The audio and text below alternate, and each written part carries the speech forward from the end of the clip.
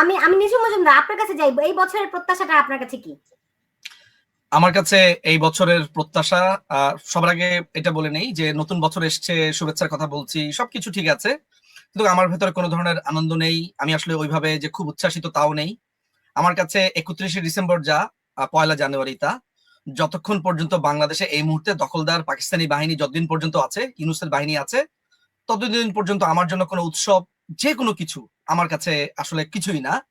বাংলাদেশে সেই দিন উৎসব হবে, সেই দিনই নতুন বছরের শুভেচ্ছা সবকিছু মন থেকে করতে পারবো, যেদিন এই পাকিস্তানি বাহিনী বাংলাদেশ থেকে উৎখাত করতে পারবো এবং মুক্তিযুদ্ধের সপক্ষে শক্তি যখন আবার এই দেশকে চালিত করতে পারবে, সেদিন থেকে আসলে আনন্দ। ফলে আমার টার্গেট, আমার ইচ্ছা, আমার লক্ষ্য, যে কোনো ভাবে, যে কোনো মূল্যে, যে কোনো উপায়ে বাংলাদেশ আওয়ামী লীগকে সুনির্দিষ্টভাবে বাংলাদেশ আওয়ামী লীগ ক্ষমতায় আসবে, বাংলাদেশ আওয়ামী লীগ এই দেশের রাষ্ট্র চালাবে, এটাই হচ্ছে আমার লক্ষ্য। ও পর্যন্ত আমার যুদ্ধ চালু থাকবে। আরিফ জাতিক, আপনার কাছে যেতে চাই যে আপনি কি প্রত্যাশা করছেন? আমি প্রত্যাশা করছি এই বছরটা আমাদের জন্য ভালো আসবে, শুভ আসবে, অশুভ চলে যাবে। বিশেষ করে আমাদের যে রাজাকারের বাচ্চাদের যে আস্ফালনটা বাংলাদেশের উপরে আছে, এইটা আমি যেভাবে ব্যাখ্যা করি লোকজনকে, যে এটা হচ্ছে 26শে মার্চ ভোর, 25শে মার্চ কালো রাত্রির পরে 26শে মার্চ মনে হচ্ছিল যে সবকিছু ধ্বংস করে ফেলা হয়েছে, বঙ্গবন্ধুর খোঁজ পাওয়া যাচ্ছে না, কেউ বলছেন গ্রেফতার হয়েছে, কেউ বলছে ধরে নিয়ে মেরে ফেলেছে, রাজারবাগে পুলিশের লাশের সারি, বিশ্ববিদ্যালয়ের ছাত্রদের লাশের সারি, রাস্তার দুই পাশে শত শত শ্রমজীবী মানুষের, হাজার হাজার মানুষ মৃত ঢাকা শহরে, একটা খুব হতাশাজনক ঢাকা, হতাশাজনক ভোর। কিন্তু 26শে মার্চ সকালে কিন্তু বাংলাদেশ নয়, 9 মাস পরের যে 16ই ডিসেম্বর সেটাই হচ্ছে আসল বাংলাদেশ। আমার কাছে মনে হয় আমরা সেই দিকেই যাব, একটা ভালো সুন্দর দেশ, একটা গণতান্ত্রিক দেশ, একটা অসাম্প্রদায়িক দেশের যে স্বপ্ন আমাদের পূর্বপুরুষরা দেখে রাষ্ট্র তৈরি করেছেন, আমার বিশ্বাস আমরা সেই দেশটা 2025 সালে হয়তো ফেরত পাবো। যদি ফেরত নাও পাই কোনো কারণে, সেই আন্দোলনটা বেগবান হবে, জোরদার হবে, আমরা সেই লক্ষ্যে অবিচল থাকবো এবং সেটা আজ না হোক কালকে, এটা তো অবভিয়াসলি হবে, অবশ্যম্ভাবী হবে, এবং সেটা হওয়ার যে সময়কালটা সেটা দীর্ঘায়িত যদি হয়, 25-এ সেই লড়াইটা অনেক বেশি জোরদার হবে, এটা আমি বিশ্বাস করি।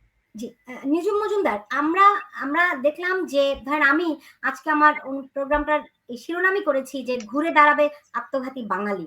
আত্মঘাতী শব্দটি মনে হয় আমাদের জাতির সঙ্গে বেশি যায় নানান ভাবে। তো আমরা নিঃসন্দেহে আমরা ভালো কিছুর স্বপ্ন দেখি, দিন বদলের স্বপ্ন দেখি, সেই দিন বদলটি আমাদের থাকেই, ভালো কিছু হোক, আমাদের আকাঙ্ক্ষা পূরণ হোক। যা বাঙালি জাতি চিরকালই তার সেই স্বপ্নের জায়গা থেকে বঞ্চিত হয়েছে, কখনো নিজের কারণে, কখনো অন্যের কারণে, নানান ভাবেই হোক না কেন। কিন্তু তাহলে যদি যেটি আপনারা দুজনেই যেই স্বপ্নের কথা বললেন সেইটা পূরণ করতে হলে এই বছরটি অন্য যে কোনো বছরের চেয়ে অনেক বেশি চ্যালেঞ্জিং নয় কি?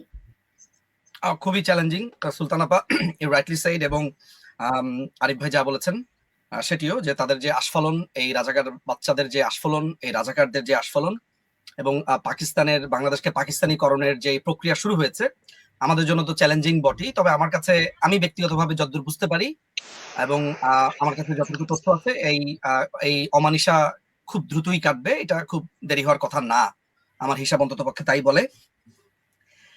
একটা কথা মাথায় রাখবেন, সেটা হলো যে আমাদের যেই একটা, আমি বলবো এটা জাতীয় দুঃখ, জাতীয় দুঃখের ব্যাপারটা হচ্ছে এমন যে বাংলাদেশ আওয়ামী লীগের রাজনীতি নিয়ে ভিন্ন মত থাকতেই হবে। বাংলাদেশ আওয়ামী লীগের প্রতিপক্ষ থাকবে, বাংলাদেশ আওয়ামী লীগকে নানানভাবে সমালোচনা করা হবে। আওয়ামী লীগ ঠিক এভাবেই আপনার সমালোচনা, সেটাকে পেরিয়ে ওইটা যে তার কখনো না করতে পারে, ওভাবে রাজনীতি করবে, এভাবে একটা রাজনৈতিক দল শুদ্ধ হয়, কোনো সমস্যা আমার তাতে নাই। কিন্তু আমরা এই মুক্তিযুদ্ধের এত বছর পরেও যখন আমরা দেখতে পাই যে আওয়ামী লীগের সমালোচনার নামে মূলত পাকিস্তানকে প্রতিষ্ঠা করা হচ্ছে।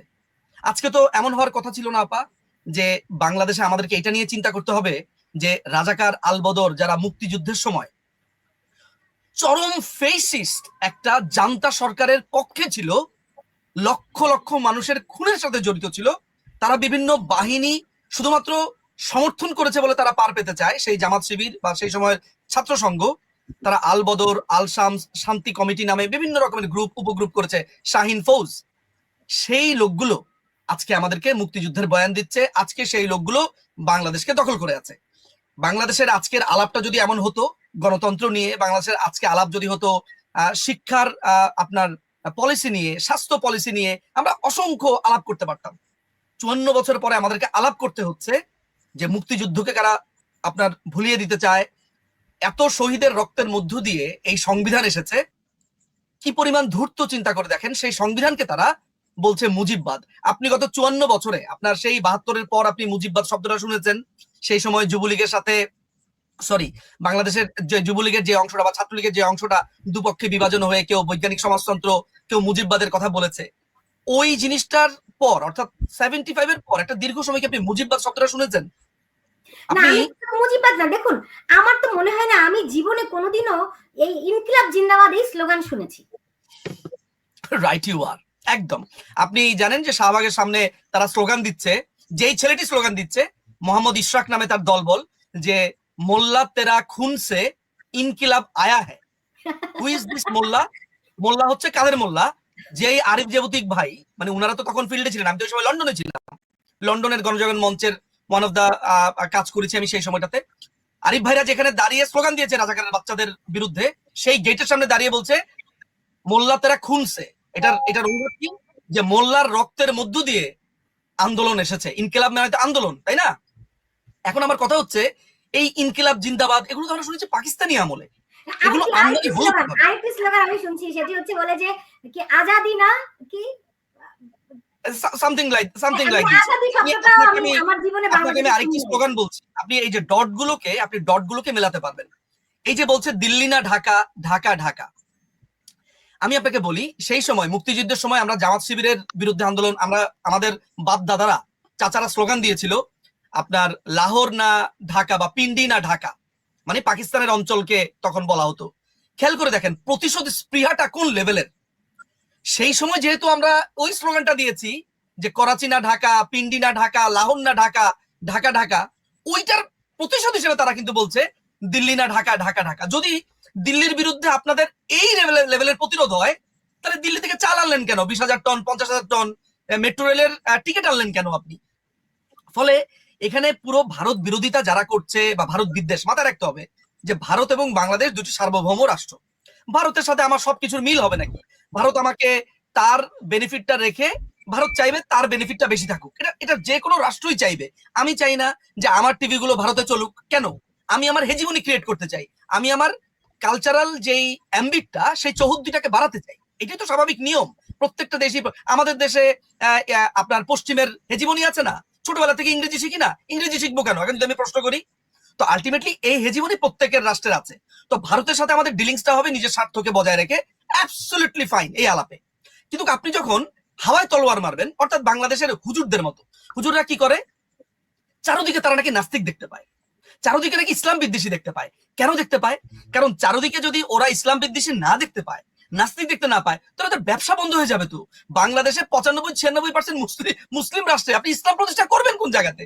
আপনাকে ইসলাম প্রতিষ্ঠা করতে হবে যদি চান, তাহলে ইসরায়েলে যান, আপনাকে যেতে হবে পোল্যান্ডে, আপনাকে যেতে হবে রোমানিয়া, ইংল্যান্ডে, আমেরিকায়। আপনি ওইসব দেশে না গিয়া 97-95% মুসলমানের দেশে এসে আপনি ইসলাম প্রতিষ্ঠা করতে চান। একইভাবে যেইখানে ভারতের সাথে আমার কোনো ঝামেলাই নাই, ভারতের সাথে আমার কোনো প্রবলেমই নাই, সীমান্তে আমার সংঘাত আছে, সেই জায়গাতে আমার আদালতে যাওয়ার সুযোগ আছে। কোনো কন্ট্রাক্টে যদি প্রবলেম হয় আদালতে যাওয়ার সুযোগ আছে, সেটা রদ করার সুযোগ আছে। সেইটা না করে আপনি বলতেছেন দিল্লি না ঢাকা। দিল্লি কি করেছে? 5ই অগস্টের পর বলা হচ্ছে যে মাননীয় প্রধানমন্ত্রী শেখ হাসিনাকে তারা অ্যাকোমোডেট করেছে, এটার জন্য অনেক ক্ষোভ। তাহলে তারেক রহমানকে যে ইংল্যান্ড এতদিন ধরে অ্যাকোমোডেট করলো, ইংল্যান্ডের বিরুদ্ধে তো আপনার কোনো ক্ষোভ দেখা যায় না। আপনি আপনার যে দলের নেতা গোলাম আজম 1971 সালের পরে সে যে ইংল্যান্ডে গেল, কই? আমি তো বলি নাই যে ইংল্যান্ড রাজাকারদেরকে প্রতিষ্ঠা করেছে।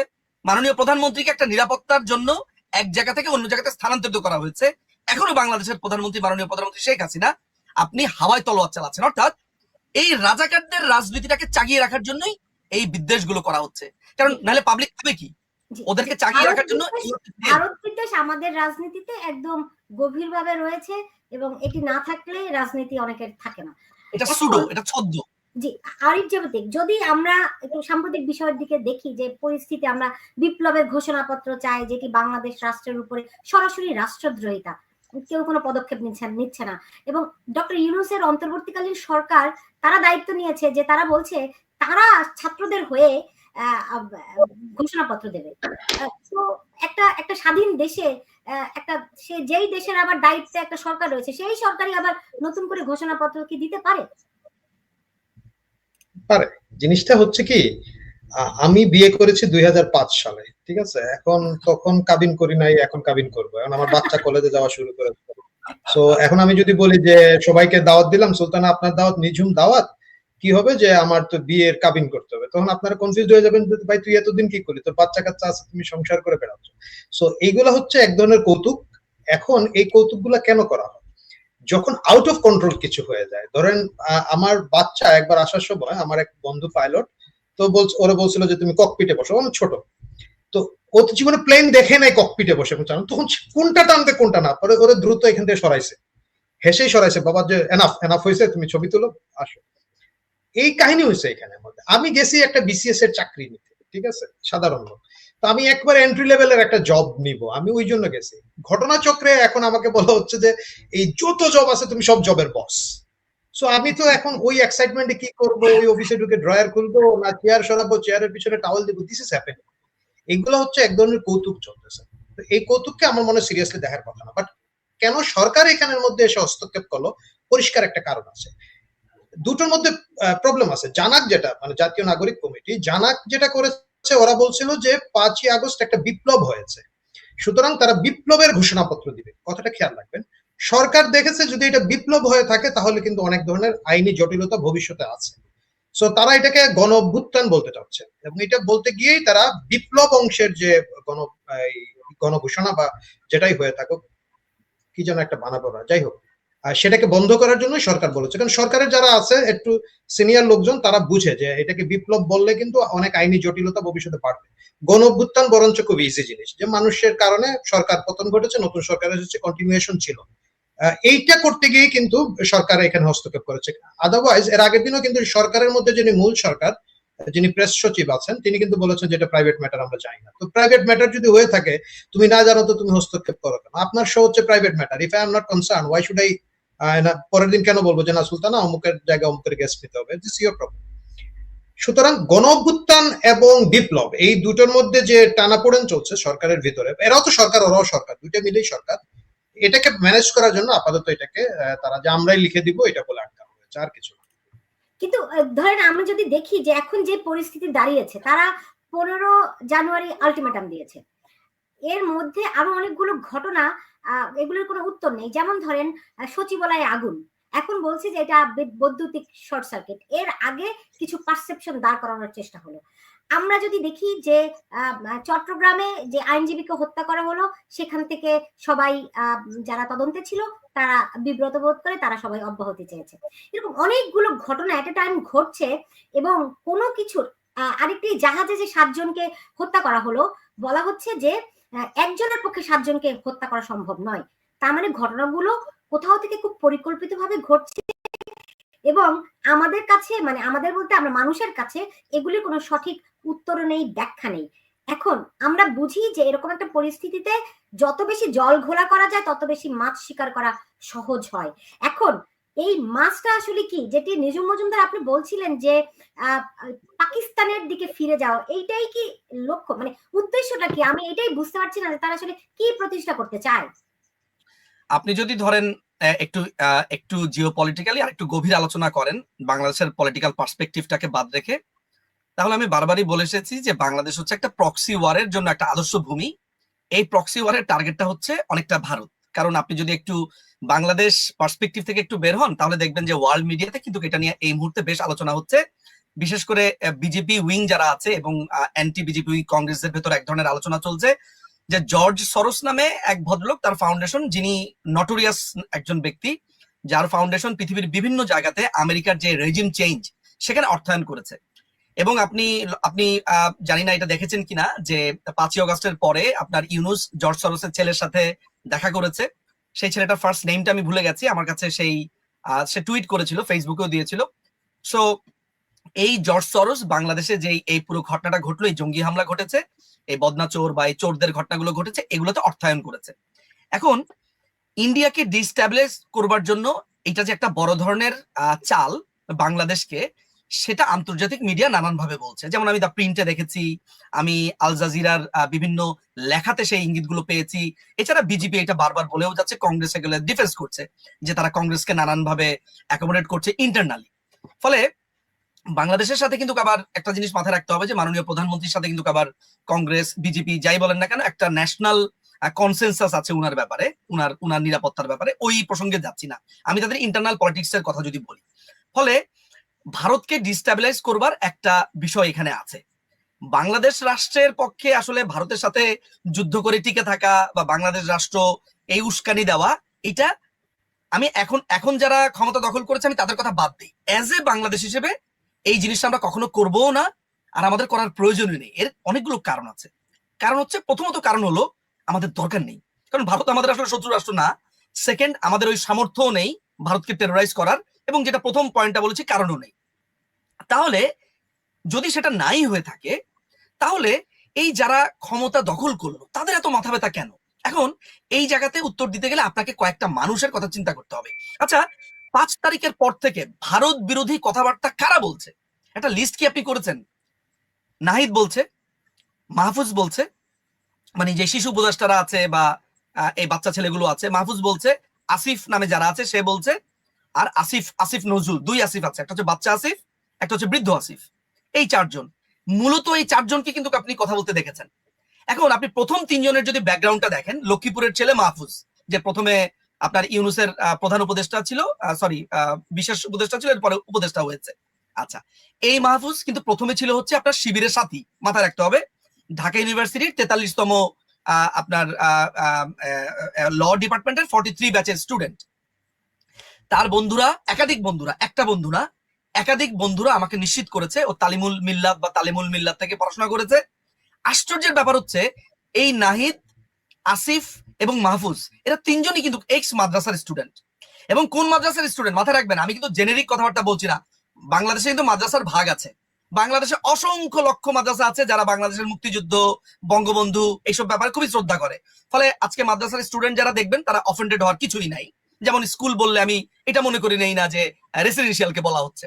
সো এটা একটু ক্ল্যারিফাই করা আমার প্রয়োজন। সো এই 3 জন হচ্ছে পার্টিকুলারলি তালিমুল মিল্লাত, যেটা যাত্রাবাড়িতে বলা হয়ে থাকে যে জামাতের ব্রিডিং এবং হিজবুত তাহরির জন্মস্থান হচ্ছে এগুলা। সো এরা কিন্তু 3 জনই, আশ্চর্য ব্যাপার হচ্ছে 3 জনই একই মাদ্রাসা থেকে এসেছে। এই জায়গাতে আইএসআই এর একটা বড় ফান্ডিং ছিল। আপনারা জানেন যে বাংলাদেশে এখন সবাই জানে যে এই পুরো 5ই অগাস্টের ঘটনা ঘটেছে সিআই এর পুরো জাল বিছানো ছকে, যেখানে হেল্প করেছে আইএসআই এবং আরো অনেকেই সেখানে জড়িত ছিল, সেগুলো আর আমি বিস্তারিত বললাম না। তাহলে এই যারা এগুলো বলছে তারা সবাই পাকিস্তানপন্থী। তাহলে কার খুব লাভ হয় ইন্ডিয়ার সাথে যদি আমি একটা ঝামেলা করতে পারি, কাশ্মীর সীমান্তে আমি একটু উস্কে দিতে পারি, বাংলাদেশের সীমান্তে, সেটা হচ্ছে পাকিস্তান। এই জন্য আমি এটাকে প্রক্সি ফিল্ড বলছি, যেখানে পাকিস্তানের ইন্টারেস্ট আছে। 5ই অগাস্টের পাকিস্তান নিজেই তো তার গৃহদাহ চূড়ান্ত পর্যায়ে রয়েছে।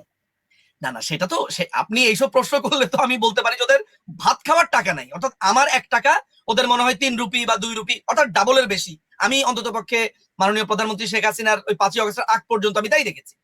কিন্তু ব্যাপারটা তো এইটা না, মানে যখন আপনার, যেমন আপনার হামাসের কি প্রয়োজন ছিল আপনার ধুম করে ইসরায়েলকে আপনার এই অ্যাটাকটা করার? ও তো নিজেই ঠিক মতো বাঁচতে পারে না। হ্যাঁ, কারা অ্যাটাক করেছিল? হামাসই তো করেছিল। সে জানে সে ইসরায়েলের সাথে পারবে না, কেন করেছে? সো আপনাকে এইসব জিনিস ভাবতে হবে যে কেন হচ্ছে। যে পাকিস্তান ভাত খেতে পাচ্ছে না, কিন্তু তারা ডিস্টেবিলাইজ করে রাখছে তাদের শত্রুকে। সো বাংলাদেশকে একটা যুদ্ধ গ্রাউন্ড তারা বানাতে চায়। এই জন্য বাংলাদেশের রেজিম চেঞ্জও তাদের দরকার ছিল, এর সাথে তারা মিলেছে। ফলে আপনি এই পার্সপেক্টিভটা নিয়ে যখন আলোচনা করছেন তখন আপনাকে এই জায়গাগুলো একটু দেখতে হবে। এই হলো ব্যাপার। আরিফ জেবতিক, আমরা দেখলাম, আপনি নিশ্চয়ই দেখেছেন যে সেনাপ্রধানের একটি সাক্ষাৎকার প্রথম আলো ছেপেছে। সেখানে তারা বলছে যে সেনাপ্রধান বলেছেন যে রাজনৈতিক ব্যাপারে তারা হস্তক্ষেপ করবে না। বিষয়টা আপনি, মানে তারা তো অলরেডি রাজনৈতিক বিষয়ের মধ্যে আছে, রাইট? তো এটা কিভাবে করে দেখছেন? এটা হচ্ছে ট্র্যাডিশনাল একটা কাহিনী বাংলাদেশের। হ্যাঁ, বাংলাদেশে যে লোকটা ছাত্রলীগ করে তারা ধরেন লোকজন গালি দেয়, কিন্তু সে বলে ভাই আমি ছাত্রলীগ করি। যে লোকটা ছাত্রদল করে তারাও ধরেন লোকজন গালি দেয়, ও বলবে আমি ছাত্রদল করি। যে বাম রাজনীতি করে ছাত্র ফ্রন্ট করি বা ছাত্র ইউনিয়ন করি, তাকেও লোকজন বলে বেড়া তুই বামাতি এটা ওটা, বাট সে বলে ভাই আমি এটা আমার পার্টি করি। একমাত্র সংগঠন হচ্ছে শিবির, এরা বলে আমরা রাজনীতি করি না, উই হেট পলিটিক্স, রাজনীতির বাইরে থাকি। আমার বাবা মুক্তিযুদ্ধ করেছিল, সার্টিফিকেট নেয় নাই, ঠিক আছে? আপনি দেখবেন সার্টিফিকেট নিচে এরকম কোন শিবিরের কর্মীর বাপ পাবেন না, সবাই মুক্তিযোদ্ধা। এই তারপরে হচ্ছে আমরা রাজনীতি, তারা আবার বাম দল করতো। হ্যাঁ, তারা অধিকাংশই বাম দল করতো। তো এইটা হচ্ছে একদম ফর্মুলা। সো এই ফর্মুলার মধ্যেই আমাদের সেনাপ্রধান বলেছেন যে আমরা রাজনীতি করি না। পুরো 5 আগস্টের রাজনীতিটা করার পরে এখন 6 আগস্ট থেকে আপনি রাজনীতি করেন না করেন কিছু আসে যায় না। এবং এখনো কি আপনি রাজনীতি করছেন না? এখনো তো রাজনীতি করছেন, মানে অনেক খবর তো আমরা পাই। তো আপনি মনে করেন এই 31শে ডিসেম্বরের এই প্রোগ্রামটা কেন বন্ধ হয়েছে আমরা কি জানি না? এই প্রোগ্রামের গোয়েন্দা রিপোর্টটা কি লিক হয় নাই? এটা কি অনেকে দেখেন নাই? কি অ্যাকশন ছিল দেখি নাই? এটার কি মানে কিভাবে এটা ম্যানেজ করা হচ্ছে, কার ইঙ্গিতে এটা সরকার প্রাইভেট ম্যাটার থেকে রাষ্ট্রীয় ম্যাটারে তৈরি করে ফেলেছেন, এটা কি আমরা জানি না? আর সব তো বলা যাচ্ছে না মিডিয়া এত পরিষ্কার করে। সুতরাং এগুলো বলা ঠিক না, বাট সুন্দর, এগুলো শুনতে ভালো লাগে যে আমরা কেউই রাজনীতি করি না, রাজনীতি উই হেট পলিটিক্স, এর বাইরে কিছু না। এটা বিশ্বাস করার মতো কিছু না। যিনি বলেন তিনিও বিশ্বাস করেন না, যিনি শুনেন তিনিও বিশ্বাস করেন। এটা খুবই স্বাভাবিক একটা ব্যাপার। কিন্তু ধরেন 5ই আগস্টের ঘটনার পিছনে তো তাদের বড় একটা ভূমিকা ছিল। তাদেরই তো পুরো ভূমিকা, মানে আপনি এখানের মধ্যে বড় ভূমিকা ছোট ভূমিকাকে পুরো ভূমিকাটাই তো ওনাদের, তাই না? সো এই ভূমিকার তো অনেক কাহিনী জানা যাচ্ছে, লিক হয়েছে। যেমন ধরেন একটা জিনিস আপনাকে খেয়াল রাখতে হবে, 5ই আগস্ট কিন্তু বেলা 10:30টার সময় কিন্তু প্রথম আলোর যে নিউজটা দেখবেন যে ঢাকার রাস্তায় শুনশান নীরবতা। আমি জানি না এই নিউজটা এখন ওদের আছে কিনা না। সো এই অবস্থা থেকে খুব দ্রুতই 2-3 ঘন্টার মধ্যে যে পরিবেশ পরিবর্তন হওয়ার যে কারণটা, এটার পিছনে অনেক কারণ আছে আসলে সুলতান। মানে অনেক জিনিস আমরা জানি, বলতে পারি না, বলতে চাইও না, মানে it's too early to say. বলার এই পরিবেশ নাই, দেশে নাই, নিরাপত্তার একটা ইস্যু আছে। সো যার কারণে এটা, বাট ইতিহাসে এই কথাগুলো উঠবে, প্রশ্নগুলো উঠবে। কারণ কিভাবে এপিসি গুলো উত্তরা থেকে সরানো হয়েছিল, সরিয়ে লোকজনকে ডেকে ঢাকা শহরে এন্ট্রি দেওয়া হয়েছিল, কেন দিলেন? আপনি যদি রাজনীতির ভিতরে না থাকেন, আপনি তো মানে ঠিক আছে। আমি সবচেয়ে বেশি প্রশংসা করি যে সেনাবাহিনী বলেছে যে আমি আমার নাগরিকের উপরে গুলি চালাবো না। ফ্যান্টাস্টিক, চমৎকার। আমরা চাই না, আমরা একটা প্রাণ নাশ আমি অন্তত চাচ্ছিলাম না। আমি তো অনেক সব চাচ্ছিলাম যে কিলিং, মব কিলিং বন্ধ করতে হবে। কিন্তু আপনি আগে কেন এপিসি গুলো সরিয়ে ফেলেছিলেন? এই প্রশ্নগুলো কিন্তু কোনো এক সময় আসবে। এবং ওই সময় যারা দায়িত্বরত ছিলেন তাদের অনেকেই কিন্তু এখন মানে এই রাজনৈতিক পট পরিবর্তনের কারণে চাকরিতে নাই, দায়িত্বে নাই, কিন্তু তারা কিন্তু বিভিন্ন জায়গায় ব্যক্তি পর্যায়ে কথা বলছেন। এই সাক্ষ্যগুলো আসবে, বইগুলো বের হবে কোনো এক সময়, কখনো ভিডিওতে এগুলো আমরা দেখাতে পারবো, কোনো একদিন দেখবে লোকজন, তখন এই প্রশ্নের সমাধান আরো ভালোভাবে হবে। আমি আমি কয়েকদিন আগে মোহাম্মদ আরাফাতের একটি সাক্ষাৎকার করেছিলাম আমার এই অনুষ্ঠানে। ওখানে তিনি বলছিলেন যে শেখ হাসিনা 4 তারিখেও পদত্যাগ করতে চেয়েছিলেন। এবং আরেকটি কথা তিনি বলেননি, কিন্তু আমি অন্যান্য জায়গা থেকে শুনেছি, অনেকেই কিন্তু 4 আগস্ট রাতেই ক্যান্টনমেন্টে আশ্রয় নিয়েছিলেন। তো তাহলে কি মানে শেখ হাসিনা বিচ্ছিন্ন করে রাখা হয়েছিল তাকে, মানে এবং আমরা আপনি দেখেন 3 তারিখে শেখ হাসিনা একটি বৈঠক করেছিলেন জাতীয় নিরাপত্তা কমিটির সঙ্গে, রাইট? তো ওই বৈঠকের কোনো ভিডিও, কোনো ছবিও কিন্তু আমরা দেখিনি। তো ওই সময়টা নিয়ে কিন্তু অনেক প্রশ্ন আছে যেগুলি আমাদের জানা নেই। আমরা কিন্তু ওই কয়েকদিনের ঘটনা আমরা কিছুই কিন্তু জানি না। তো এই বিষয়গুলো সামনে আসতে কত লাগতে পারে, আওয়ামী লীগ কিংবা কবে নাগাদ প্রকাশ্য হবে, আমাদেরকে কোনো ধারণা দিতে পারেন? আরিফ জাতীর প্রথম, তারপরে আমি যাবো নিজুম মজুমদারের কাছে। না, প্রথম কথা হচ্ছে নিজুম হয়তো আপনাকে ধারণা দিতে পারে, যেহেতু আমি আওয়ামী লীগ করি না, কখনো করি নাই। আওয়ামী লীগের সাথে আমার কোনো সাংগঠনিক ভাবে কোনো সম্পর্ক থাকার প্রশ্ন ওঠে না।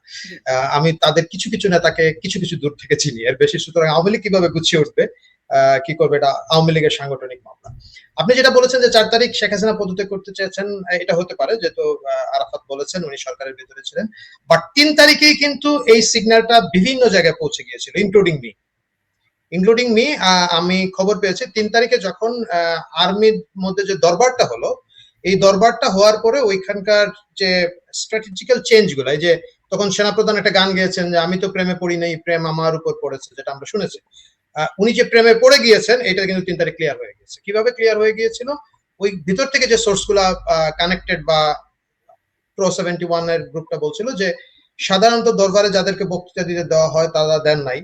অনেক জুনিয়র সেনা অফিসার বা অন্যান্য কোরের সেনা অফিসাররা যেভাবে বক্তৃতা দিচ্ছিলেন, এটা আশঙ্কা করা যাচ্ছিল যে ইটস এ প্রি-প্ল্যান ক্ষেত্র তৈরি হচ্ছে, একটা অভ্যুত্থান হয়ে যাবে, মানে আর্মি কু হয়েই যাবে এবং এটা 4 তারিখ হবে, এই ধরনের একটা শঙ্কা ছিল। এবং যার কারণে আপনি দেখবেন, আমি জানি না সেনানিবাসে কারা গিয়েছিলেন না গিয়েছিলেন, আমার কোনো আইডিয়া নাই, কিন্তু ওই সময় কিন্তু প্রচুর আওয়ামী লীগ সংশ্লিষ্ট লোকজন তারা নিরাপদে সরে গিয়েছে, যার কারণে কিন্তু গ্রেফতার কম হয়েছে বা হত্যা কম হয়েছে। অনেক সিনিয়র লিডারদেরকে, ইনফ্যাক্ট খুব বড় সিনিয়র নেতা কিন্তু কাউকে খুঁজে পাওয়া যাচ্ছে না।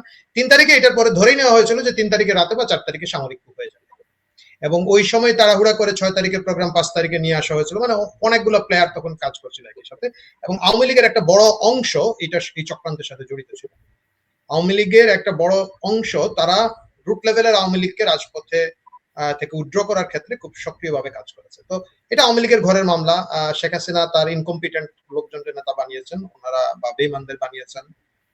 She is paying the price. That's, আমি এজ এ নন আওয়ামী লীগার হিসাবে আমার মন্তব্য নাই, এটা ওনাদের রাজনীতি।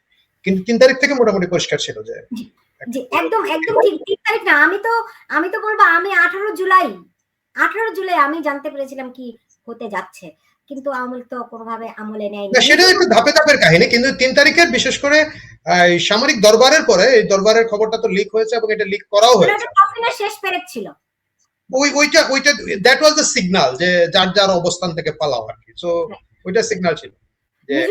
আমিও কিন্তু এরকম অভিযোগ শুনেছি যে এই পুরো বিষয়টির সঙ্গে আওয়ামী লীগের একটি বড় অংশ খুবই ওতপ্রোতভাবে জড়িত। তো আপনি যেহেতু আওয়ামী লীগের সঙ্গে অত্যন্ত ঘনিষ্ঠ সক্রিয়ভাবে কাজ করছেন বিভিন্ন পর্যায়ে, যে আওয়ামী লীগ এই বিষয়গুলো কতখানি বিবেচনা করছে, ভবিষ্যতে তারা নিঃসন্দেহে ফিরে আসবে, কিন্তু কতখানি আত্মশুদ্ধি নিয়ে ফেরত আসবে এবং এই বিষয়গুলি তারা গবেষণা করছে কিনা, তারা বিশ্লেষণ করছে কিনা, যে তাদের ভুলগুলো কি, কারা তাদেরকে আসলে ভুল পথে পরিচালিত করলে এই বিষয়গুলি তারা কিভাবে করে দেখছে। অনেক ধন্যবাদ। এইটা এমন একটা সেন্সিটিভ কোশ্চেন, বিশেষ করে আমার জন্য। আমার মনে হয় না যে আমি কোনো ধরনের চূড়ান্ত অনুমতি ছাড়া বা সময় ছাড়া এগুলো নিয়ে কথা বলতে আমার পারবো। যতখানি মনে পড়ে নিজুম মজুমদার, আপনিও খুবই আত্মবিশ্বাসী ছিলেন যে কিছুই হবে না, সরকার সব হ্যান্ডেল করবে। আমি আপনাকে বলছি, এটা বলতে তো আমার কোনো বাধা নেই। সেই সময় বাংলাদেশের গোয়েন্দা সংস্থাগুলোর সাথে আমার সরাসরি যোগাযোগ ছিল এবং এটা আমি বলবোই। এবং তারা যদি এগুলো ডিনাই করে, আমার কাছে অসংখ্য প্রমাণপত্র আছে এবং কারা কোথায় বিট্রে করেছে না করেছে সেগুলো আমার কাছে একদম প্রমাণ সহ আছে। সেগুলো নিয়ে আমি কথা বলছি না, কারণ সেনাবাহিনী বিট্রে করেছে, তাতে কোনো রকমের আমার মানে সেনাবাহিনীর একটা অংশ বিট্রে করেছে, সেটা নিয়ে কখনো আমাকে চ্যালেঞ্জ করতে আসলে তারপরে সেগুলোর জবাব আমি দিতে পারবো। কিন্তু প্রশ্ন এটা না, প্রশ্ন হচ্ছে যে মূলত বাংলাদেশ আওয়ামী লীগের ভেতরে কেউ কি করেছে কিনা। দেখেন, আমরা এখন যেরকম একটা স্টেটের ভেতরে আছি, সেই জায়গাতে আমার মনে হয় না বাংলাদেশ আওয়ামী লীগ এই মুহূর্তে কাউকে কনফ্রন্টেশনে আনা, কাউকে ব্লেম করা, কারণ আমরা আহত অবস্থাতে আছি, উইন্ডেড। এরকম আহত অবস্থাতে প্রথমে যেটা দরকার, আমার যে ক্ষত, সেই ক্ষতের চিকিৎসা প্রয়োজন। আমি আহত হয়েছি, আমি নিজেকে আস্তে আস্তে করে ঠিক করবার চেষ্টা করছি। এই আহত বাংলাদেশ আওয়ামী লীগ হয়েছে নানান ভাবে, বেইমানি, বিশ্বাসঘাতকতা থেকে শুরু করে নানান ভাবে। কে কারা কিভাবে আছে সেই জায়গাতে আমি আপনাকে নিয়ে যাচ্ছি না, সেই মানুষগুলোর নামও বলছি না। অনেকের নামই আপনি বলছেন, অনেকের রেফারেন্সে আপনার কথা বলছেন, তো হয়তো বা অনেকের ব্যাপারেই সামনে প্রশ্ন আসবে। এখন যারা মিডিয়াতে অনেক রকমের রেফারেন্স দিচ্ছেন, সেগুলো সামনে আসবে, এখন না। আমি আপনাকে কয়েকটা ডট মেলাতে বলি, একটু ঠান্ডা মাথাতে আজকের এই কথাগুলো একটু শুনবেন, এটা গুরুত্বপূর্ণ। প্রথম কথা হচ্ছে, 2018 সালে যেই কোটার সমস্যাটা শেষ হয়ে গেছে, এটা 2021 সালে যেই ছেলেটি রিড করলো, সেই ছেলেটি কে? হু ইজ দ্যাট ওহিদুল ইসলাম তুষার? আচ্ছা, 2021 সালে সে রিডটা করলো, 21, 22, 23, 24, 3 বছর, 3.5 বছর, 4 বছর কোনো সারা শব্দ নাই সেই রিটের। 23শে জুন যখন জঙ্গি সর্দার ওয়াকার যখন সেনাবাহিনী প্রধান হলো, তার পরের দিন রায়টা দিতে হলো কেন? যে রায় দিল জাস্টিস আপনার খিজির হায়াত খান এবং কামরুল কাদের, তারা কারা? তারা কি সাম্প্রতিক সময় আমেরিকাতে গেছিল বা আমেরিকান কোনো প্রোগ্রামে তারা অ্যাটেন্ড করেছিল? তাহলে কয়টা ক্যারেক্টারের কথা বললাম? ওহিদুল ইসলাম তুষার, সে রিড করেছে। কেন করেছে রিডটা? সে জানে যে সরকার নিজে পরিপত্র জারি করেছে। সরকারের একটা পলিসিকে চ্যালেঞ্জ করতে পারে কারা? 1 নাম্বার। 2 নাম্বার হচ্ছে বিচারপতি কারা যারা রায় দিয়েছে? 2 নাম্বার। 3 নাম্বার, ওয়াকার সাহেব যখন সেনা প্রধান হন, তখন অনেকেই বলে যে মাননীয় প্রধানমন্ত্রী করেছেন, মাননীয় প্রধানমন্ত্রী, মানে সমস্ত দোষ এই মানুষটার উপরে। মানে মনে হয় যে রাষ্ট্র কাঠামো হচ্ছে উনার কথাতে, মানে উনাকে এক নায়ক বানিয়ে দেওয়া হচ্ছে, অথচ মাননীয় প্রধানমন্ত্রী কিন্তু একটা নিয়মের মধ্যে করে। কেউ কোনো যদি মানে মাননীয় প্রধানমন্ত্রীর কাছে কি কেউ যদি বলে যে এরকম আমি শুনেছি জমি জমার সমস্যা নিয়ে গেছে, মাননীয় প্রধানমন্ত্রী নিজে বলেছে যে এটা তো আইনি ব্যাপার। আরে এইটা যদি আইনি ব্যাপার উনি এটা মনেই না করতেন, তাহলে উনার জন্য তো 3 সেকেন্ডের ব্যাপার ছিল বিচারপতিদেরকে ফোন করে বলা, এই রায় দিয়ে দাও। উনি কি বলেছেন? তাহলে কি কেউ কি নিজের পায়ে নিজে কুড়াল মারবে বা নিজেকে নিজে বিপদে ফেলবে? মানে সেলফ ইনক্রিমিনেট করবে নাকি কেউ? বাংলাদেশের মানুষের যে ভাবনার স্তর, এটা ভয়াবহ, যে প্রধানমন্ত্রী সবকিছু করতে পারবে, কিন্তু প্রধানমন্ত্রী যে সবকিছু করতে চান না আইনের বাইরে গিয়ে, এইটা কেউ বিশ্বাস করতে চায় না। তার মানে ব্যাপারটা দাঁড়াচ্ছে উনি এটা আদালতের উপরে ছেড়ে দিয়েছেন। উনি যদি আদালতের উপরে ছেড়ে না দিয়ে উনি যদি প্রভাব খাটাতেন, তাহলে একটা প্রমাণ এর মধ্যে একটু দিয়ে রাখা ভালো। 1999-এ উনি ভারত থেকে ফিরে একটা সংবাদ সম্মেলনে বলেছেন, ভারতের একটা সফরের পরে উনি সংবাদ সম্মেলনে বলেছিলেন যে এত জামিন হচ্ছে হাইকোর্টে যে ধরে ধরে সবাইকে জামিন দিয়ে দিচ্ছে। আপনি জানেন যে এটার জন্য তার নামে আদালত অবমাননার রুল জারি হয়েছিল। এবং একটা যে প্রপাগান্ডা আপনি প্রায় শুনতে পান যে মাননীয় প্রধানমন্ত্রীকে রং হেডেড বলা হয়েছে, এবং বাংলাদেশের মানুষ মনে করে রং হেডেড মানে পাগল, মানে কারণ তার ধারণাই নাই রং হেডেড শব্দটার মানে কি। ওই প্রপাগান্ডাটাও কিন্তু ওই সময়। আমি এই প্রসঙ্গটা কেন আনলাম, তার মানে মাননীয় প্রধানমন্ত্রী থাকা অবস্থাতে তার বিরুদ্ধে কন্টেম্পট অফ কোর্টের কিন্তু অভিযোগ দায়ের করেছে। তার মানে কি, উনি যদি প্রভাব খাটাতেন তাহলে ওই লোক কোনোদিন এই পিটিশনটা দায়ের করতে পারতো। আমি প্রমাণটা করছি এই কারণে যে মাননীয় প্রধানমন্ত্রী অল দ্য টাইম আইনের প্রতি শ্রদ্ধাশীল ছিলেন। আচ্ছা, এই যে আইনের প্রতি শ্রদ্ধাশীল এত বড় আমি বয়ানটা দিলাম, কেন দিলাম? এই কারণে দিলাম যে ওয়াকার যখন 23শে জুন তিনি আপনার সেনা প্রধান হয়, এটা কি মাননীয় প্রধানমন্ত্রীর একক সিদ্ধান্ত, নাকি ডিজিএফআই এর রিপোর্ট আছে, নাকি এনএসআই এর রিপোর্ট আছে, ডিবির রিপোর্ট আছে, বিভিন্ন গোয়েন্দা সংস্থার রিপোর্ট আছে? এগুলো কি আমরা বিবেচনা করেছি? তাহলে এই ওয়াকারকে একেবারে এমন একটা পজিশনে কারা আনলো রিপোর্ট টিপোর্ট দিয়ে যে সে হচ্ছে সবচেয়ে যোগ্য? আমাদের মনে হয় এইটাও ভাবার দরকার আছে। আমি শুধু ইঙ্গিতগুলো দিয়ে যাই, ভবিষ্যতে যখন আমি বই লিখবো, ভবিষ্যতে যখন আমি আমার এই স্মৃতি রোমন্থন করবো, যা যা জানি উগরে দিব, সেদিন বাকিগুলো জানবেন। আপাতত হিন্টস দিয়ে যাই। আচ্ছা, ফলে মাননীয় প্রধানমন্ত্রীর উপরে দায় চাপানোর কোনো কারণ নেই। একটা কি দায় চাপানো হয়? উনার হচ্ছে কি, উনার কাজিনের হাজবেন্ড। মানে এটা তো খুবই সহজ। আপনি আমাকে একটা ঘুষি দিবেন, ঘুষি দেওয়ার জন্য আপনাকে একটা পয়েন্ট লাগবে না? এই নিজুম ভাইয়ের মতো দেখতে ওই লোকটা, তার মানে ওর কাজিন মনে হয়, দিয়ে একটা ঘুষি। ব্যাপারটা ওইরকম। আসলে ব্যাপারটা ওইরকম না। এখন আপনাকে তাহলে কি কি বললাম, কারা রিড করলো, সেই ওহিদুল আলম তুষার কে, তার ব্যাংক অ্যাকাউন্ট কি চেক করা হয়েছে, সে কেন রিড করা হলো, 3 বছর পরে এই রিডটা ঠিক 24শে জুন কেন আদালতে উঠলো, এটা কি আমরা চেক করেছি? এই কামরুল কাদের, খিজির হায়াত, এই হাইকোর্টের 2 বিচারপতি কারা, এদের আমেরিকান কানেকশন কি আছে, আমরা কি সেটা দেখেছি? আচ্ছা, এগুলো গেল একটা। এরপর আমি আপনাকে আরেকটা, এইটার সাথে সাথে আমি আপনাকে আরেকটা ছবি দেখাই। ধরা যাক সুলতানা আপা, আমি আপনাকে একটা অ্যাটাক করব, নিজুম মজুমদার আমি আপনাকে এখন অ্যাটাক করব, আপনি এখন স্টুডিওতে আছেন নিউ ইয়র্কে, কিন্তু কেউ যাতে কোনোভাবে না বোঝে অ্যাটাকটা আমি করেছি। আমি আরিফ জেবতিক ভাইকে করলাম কি, রাস্তার মোড়ে রাখলাম একটা অস্ত্র নিয়ে, তার সাথে আরো 4টা টিম রাখলাম। এখন আমি আপনার সাথে এমন একটা আচরণ করলাম, এমন একটা পরিস্থিতি তৈরি করলাম, আপনি ঘুরে ঘুরে আরিফ জেবতিক ভাইয়ের ওই লেনে গিয়েই দাঁড়ালেন। আরিফ জেবতিক ভাই যে আরো 4জন লোককে ঠিক করেছে, আবার বাম দিকে ঘুরে ওই লেনেই গেলেন। তার মানে আমি একটা ক্ষেত্র তৈরি করেছি এই সেনাবাহিনী এই এই লাইনে নিয়ে আসার জন্য। কারণ আওয়ামী লীগের অনেক সিনিয়র লিডাররা, নাম বলবো না, নাম বললে এখনো নাম বলার সময় আসেনি, সিনিয়র লিডাররা আপনার রাস্তাতে আওয়ামী লীগের নেতাকর্মীদেরকে নামাতে চেয়েছিল। কেন? সমাবেশের জন্য, মিছিলের জন্য। কারা এইখানে বাধা দিয়েছিল? আমাকে সেই নামগুলো জানতে হবে। আপনাকে এইটাও জানতে হবে যে আমরা সেনাবাহিনীকে কেন, যখন বিএনপি আন্দোলন করলো ইলেকশনের আগে, তখন ওরা যখন একটা সমাবেশের ডাক দেয়, আমরাও তো একটা সমাবেশের ডাক দিই, মানুষজন বললো না যে আমরা বিএনপি কে নকল করি, এই করি? কেন সেই স্ট্র্যাটেজিটা নেওয়া ছিল জানেন? যাতে তারা বসে যেতে না পারে। এটাই তো ছিল আমাদের ব্যাপারটা। তাহলে একই স্ট্র্যাটেজি কেন আমরা ওই 5ই অগাস্টের আগে নিতে পারলাম না? কারণ 21 তারিখের মধ্যে ওই বৈষম্য বিরোধী ওরা নিশ্চিত হয়ে গিয়েছিল যে দে ফেইলড। এই 21 থেকে 30 তারিখ পর্যন্ত কি হয়েছিল? এই সময়টাতে ঠিক কোন কোন লোক, দরবেশ বলেন আর ফকির সন্ন্যাসী বলেন, কারা আমাদেরকে নামতে দিল না রাস্তায়?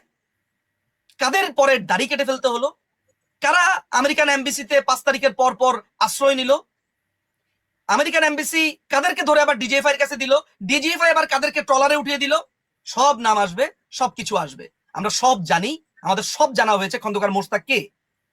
নেত্রীকে মেরে ফেলার কমপ্লিটলি ছক কষা হয়েছিল, কিন্তু আল্লাহ আছেন, আল্লাহর রহমতে বেঁচে গেছেন। নিশ্চয়ই তার কোনো একটা ইশারা আছে, তার খেলা আছে। তা না হলে উনাকে হত্যার পুরো ছকে, 2 বোনকে হত্যার ছকে বেঁচে যাবেন কেন? আচ্ছা, সেই প্রসঙ্গে এই যে আমি আপনাদেরকে পুরো স্টোরিটা এখন বললাম, স্টোরিটা মাথায় রাখবেন। তার মানে পুরো জিনিসটা হচ্ছে একদম লাইন। ইলেকশনের পর পর আপনি কি কখনো শুনেছেন? আমি শুনেছি, আরে 8 মাসের ভিতরেই সরকার শেষ, 7 মাসের ভিতরেই সরকার শেষ, ওই তারিখের ভিতরেই সরকার শেষ। শুনেন নাই? আমি শুনেছি, আমি নিজে শুনেছি কানে অনেকবার। এই যে বিএনপির ছাত্রী লেভেলের একটা কর্মীও, বা জামাতের একটা ছাত্রী লেভেলের কর্মী, মানে একদম সিনিয়র লেভেল না, ছোট বাচ্চা পোলাপান, তারাও বা এই জিনিসটা পৌঁছে গেল কেন? কারণ তারা জানে সেনাপ্রধান কাদের, তারা জানে সেনাপ্রধানকে তারা ক্যাপচার করেছে। কিন্তু আমাদের ডিজিএফআই কি করলো? ডিজিএফআই, আমাদের এনএসআই কি করেছে? কে ছিল এনএসআই চিফ? এইসব সমস্ত প্রশ্ন ডিজিএফআই হয়তো ট্রাই করেছে, হ্যাঁ করেছে। আমি আমি মনে করি না যে সবাইকে বলির পাঠা বানানোর প্রয়োজন, কিন্তু ডিজিএফআই এর ভেতরে এমন কোন জুনিয়র লেভেলের কর্মকর্তা ছিল কিনা যারা লিক করেছে নানান ধরনের ঘটনা? ডিজিএফআই তো অনেকগুলো শাখা আছে, 14টার মতো শাখা আছে, পলিটিক্যাল ব্যুরো আছে, তাদের আপনার অ্যান্টি টেরর ব্যুরো আছে। এইসব জায়গাতে কারা বসেছিল? ছোট ছোট পকেট জায়গাগুলোতে লেফটেন্যান্ট কর্নেল, মেজর, ক্যাপ্টেন, কারা কারা ছিল? কার এডিসি কে, কার পিএস কে, কে কে তথ্যগুলো পাচার করতো? এগুলোও মনে হয় আমাদের তদন্ত করতে হবে। ভবিষ্যতে প্রত্যেকেই কাঠগড়াতে দাঁড়াবে। যত দরবেশ সন্ন্যাসী আছে, দরবেশ সন্ন্যাসীর আত্মীয় স্বজন, ভাগ্নি জামাই, এই জামাই সেই জামাই, সবাইকেই কাঠগড়াতে দাঁড়াতে হবে, উত্তর দিতে হবে যে আওয়ামী লীগের নেতাকর্মী, ছাত্রলীগের নেতাকর্মী, যুবলীগের নেতাকর্মীদেরকে বের হওয়ার জন্য কে বাধা দিয়েছিল? এক সম্রাট ভাই, নিখিল ভাই, নাসিম ভাই, নানক ভাই এনাফ ছিল ঢাকা শহরের জন্য, এনাফ। এক সম্রাট ভাই যদি ঠিকভাবে নামতে পারতো, বা ময়মনসিংহের বাবেল ভাই যদি নামতে পারতো, আমাদের শান্ত ভাই মহিতুর রহমান শান্ত, এই 5টা লোক নামতে পারলে, একটা সাইড দিয়ে আপনার জাহাঙ্গীর ভাইকে যদি তিনি নামতে পারতেন, একটা লোকের সাহস থাকতো এই ঢাকাতে গ্যাঞ্জাম করার? এই বাবেল ভাই, জাহাঙ্গীর ভাই, নানক ভাই, নাসিম ভাই, তারপরে হচ্ছে নিখিল ভাই, তারপরে এদেরকে কে আটকালো? হুইজ যাত্রাবাড়ির এমপি কে তাদেরকে কাজ করেছে বলেন? নামতে পারে নাই কেন? এইসব সমস্ত প্রশ্নের জবাব দিতে হবে যে আজকে ছাত্রলীগের ছেলেরা আজকে অনাহারে কাটাচ্ছে, পালিয়ে বেড়াচ্ছে, যুবলীগের ছেলেরা আজকে কাটছে। সমস্ত কিছু জবাব দিতে হবে যে আমাদের নেতাকর্মীদেরকে এই অবস্থাতে কারা আনলো, কারা ছাত্রলীগের ছেলেপেলেদের কাছে বললো যে এরা সন্ত্রাসী, এই করলো, অথচ ছাত্রলীগের আগে সবার আগে অ্যাটাক হয়েছে। সুতরাং প্রত্যেকটা জবাব আমরা আওয়ামী লীগের সমর্থকরা চাইবো ইনশাল্লাহ। এদেরকে কাঠগড়াতে আমরা দাঁড় করাবো। ওই সমন্বয়কের আগে এদের বিচার আগে হবে বাংলাদেশে। এটা আমি আপনাকে বলে রাখলাম। অনেক ধন্যবাদ। আরিফ জগতিক, শুনলাম, নিশ্চয়ই এই প্রশ্নগুলির জবাব সবারই জানা দরকার। কিন্তু যেই ঘটনা ঘটে গেছে, মানে শুধুমাত্র এই আওয়ামী লীগ তার কৌশলে কি পরিবর্তন করেছে, কারা তাদেরকে আত্মঘাতী করেছে, কিংবা আওয়ামী লীগকে এরকম তাসের ঘরের মতো ভেঙে যেতে মানে পরিস্থিতি তৈরি করেছে, সেগুলি একটা আলাদা প্রসঙ্গ। কিন্তু এই কথা তো অস্বীকার করা যাবে না, বাংলাদেশের একটা বিপুল সংখ্যক মানুষ এই সরকারের পতন চেয়েছে। যদি আওয়ামী লীগ মোকাবেলা করতে যেত, তাহলেও কি সরকারের শেষ রক্ষা হতো, বাকি নাকি তাদের আগে ভাগেই পরিস্থিতি বুঝেই তাদের নিজের সঠিক সিদ্ধান্তটি নেওয়া উচিত ছিল? আপনার কাছে কি মনে হয়?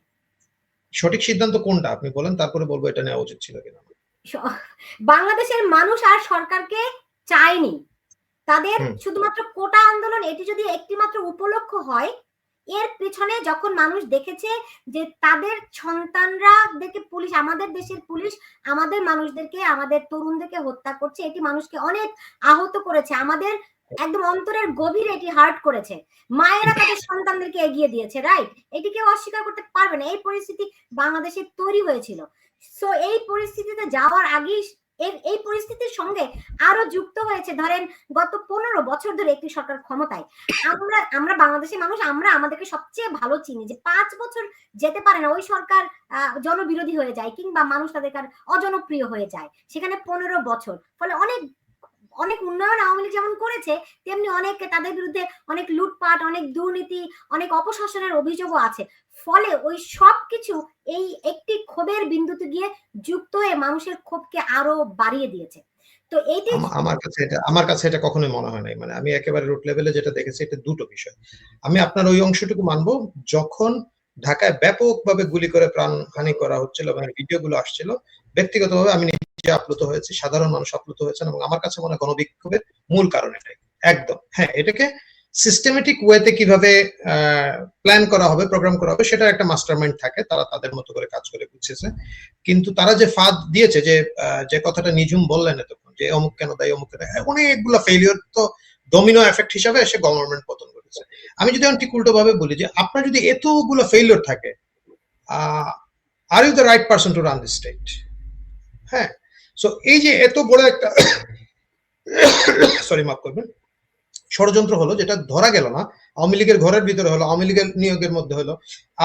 আপনি এখন বলতেছেন যে ওরা তালিমুল মিল্লাতের ছাত্র, কিন্তু ওরা তো ছাত্রলীগের নেতা ভাই।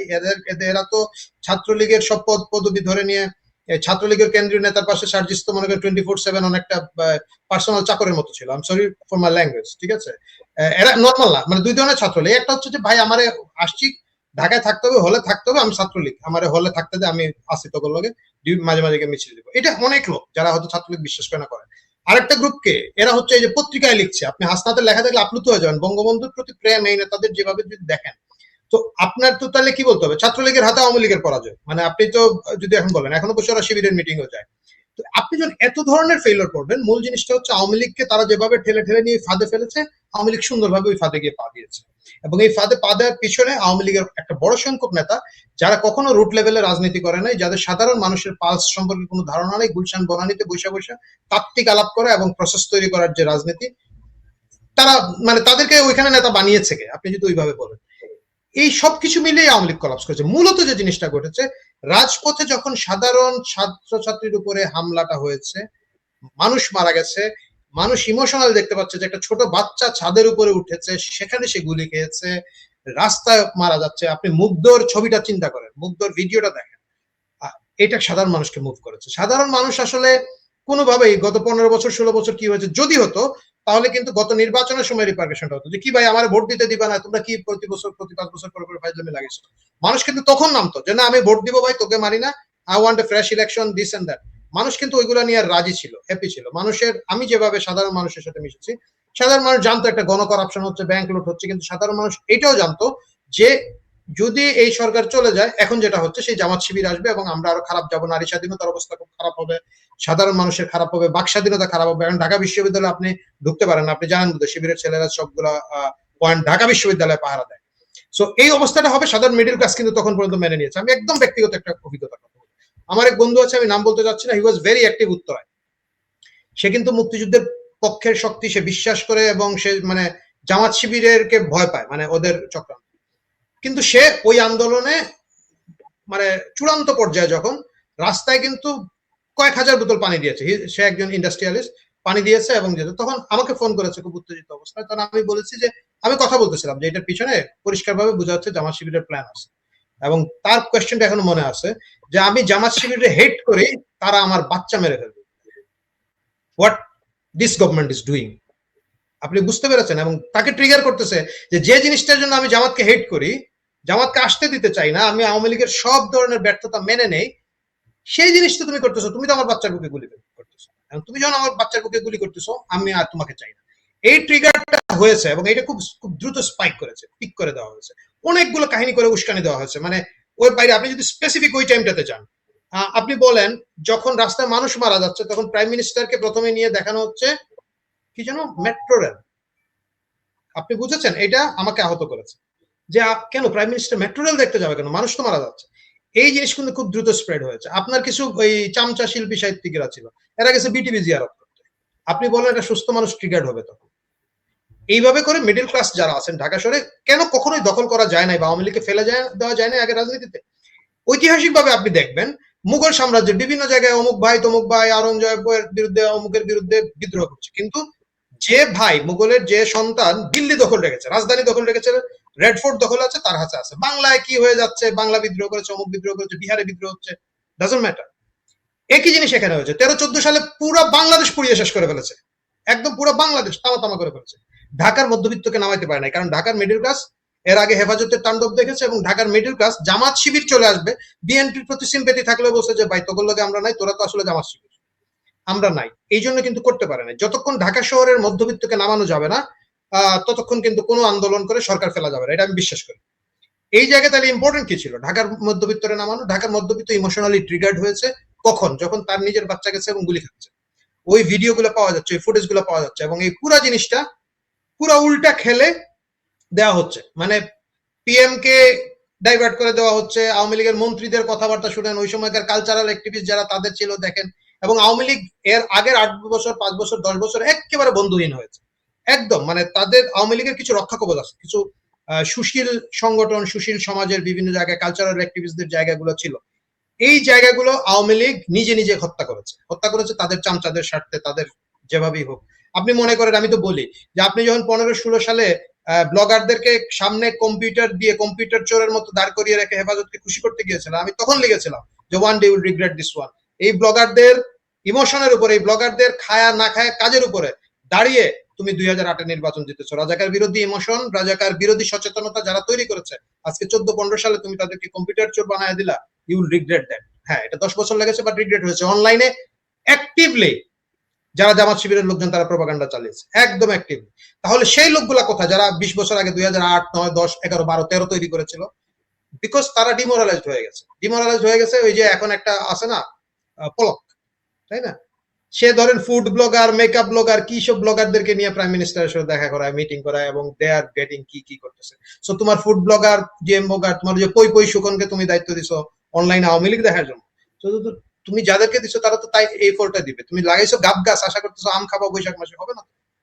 সো এই পুরো জিনিসটা মধ্যবিত্তকে ট্রিগার করে আওয়ামী লীগের থেকে বিচ্ছিন্ন করা, এটা বড় পরিকল্পনা ছিল। এই পরিকল্পনার ভেতরে আওয়ামী লীগ নিজে তার কর্মদোষী হয়ে থাকুক, বা যদি বলি যে না বুঝে হয়ে থাকুক, বুঝুক, সে পা দিয়ে সে এখন সেটারই মূল্য চুকাচ্ছে। কিন্তু আমার কাছে কখনোই মনে হয় না যে 15-16 বছর ধরে সরকারের উপরে বিরক্তির ওই জায়গাটা যদি বলেন, সেই ক্ষোভটা এই লেভেলে ছিল যে ওই ক্ষোভের কারণে সরকার পতন হচ্ছে। সরকার স্পেসিফিকলি জুলাই এবং আগস্ট মাসের যে কিলিংটা হয়েছে, এটাকে যেভাবে ভার্সলি প্রচারণা হয়েছে, এটা আরো মাস পিপুলকে এঙ্গেজ করে। মাস পিপুলের এঙ্গেজ ছাড়া এইসবই যতই মেটিকুলাস প্ল্যান করা হোক, এটা অনেকবার করা হয়েছে, এটা হতো না।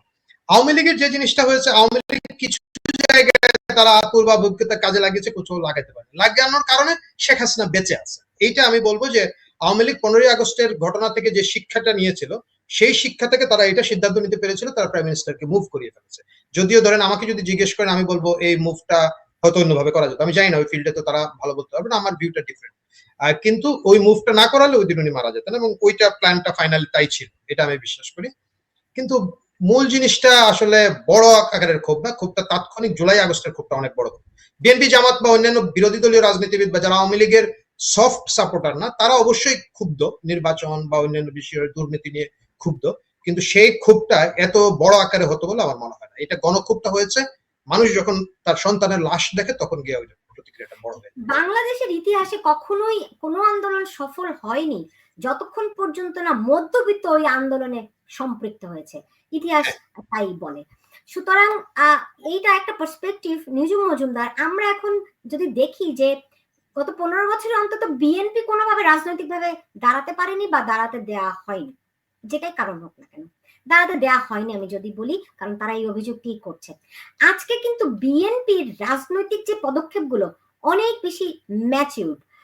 আপনারা কি মনে করছেন বিএনপির এই এখন যে ভূমিকা নিচ্ছে, যেভাবে করে তারা প্রত্যেকটি জায়গায় রক্ষা কবচ হিসেবে যেভাবে করে তারা সিদ্ধান্ত নিচ্ছে, আপনারা এই বিষয়গুলি কিভাবে দেখছেন? যে একটা আপনার মানে ধরেন রাজনৈতিক প্রতিদ্বন্দ্বী, রাজনৈতিক প্রতিপক্ষ আর রাজনৈতিক শত্রু, আওয়ামী লীগ কি এই পার্থক্যগুলো আইডেন্টিফাই করতে পারছে? ধন্যবাদ। আমার মনে হয় একটা জিনিস একটু আমি বলি, আরিফ ভাইয়ের অনেক বক্তব্য আছে, যে বক্তব্যগুলোতে আসলে পাল্টা বলার কিছুই নাই, ভেরি ট্রু। এবং ওনার এই কন্টেনশনটাও আমার কাছে মনে হয় ঠিক, যে অনেকেই বলে যে একটা দীর্ঘদিনের ক্ষোভ টোপ, আসলে কিছুই না। জুলাইয়ের ব্যাপারগুলোকে ওরা ক্যাপিটালাইজ করতে পেরেছে এই বড় দাগে। কিন্তু একটা কথা একটু বলে রাখা ভালো, যে আমাদেরকে এটা একটু বের করা দরকার যে প্রধানমন্ত্রীর যে শিডিউল যারা করে, অর্থাৎ উনি কোথায় যাবেন না যাবেন, কাকে দেখতে যাবেন, এই শিডিউল প্ল্যানটা কারা করেছে? যে মেট্রো রেলে যাওয়ার প্ল্যান, ওই দিন কেন এই প্ল্যানটা করা হয়নি যে আবু সাইদের বাসাতে রংপুরে একটা হেলিকপ্টার দিয়ে 5 মিনিটের ভিতরে চলে যাওয়া, 10 মিনিটের চলে যাওয়া? এই প্ল্যানটা কেন মাথা থেকে আসলো না? 16 তারিখে যে ভাষণটা, এই ভাষণটা লিখে দিয়েছিল কে? বা উনাকে উনি স্পিচ রাইটার আছে, উনাকে বলার আছে। এবং প্রধানমন্ত্রীর ব্যাপারে আমি আমার যে ব্যক্তিগত জ্ঞান, প্রধানমন্ত্রী হচ্ছে এমন একজন মানুষ, উনাকে যদি আপনি কোনো যুক্তি দিয়ে কোনো কথা বলেন যে this is the logic and this is what happening, উনি এটা শুনবেনই, মাস্ট শুনবেন।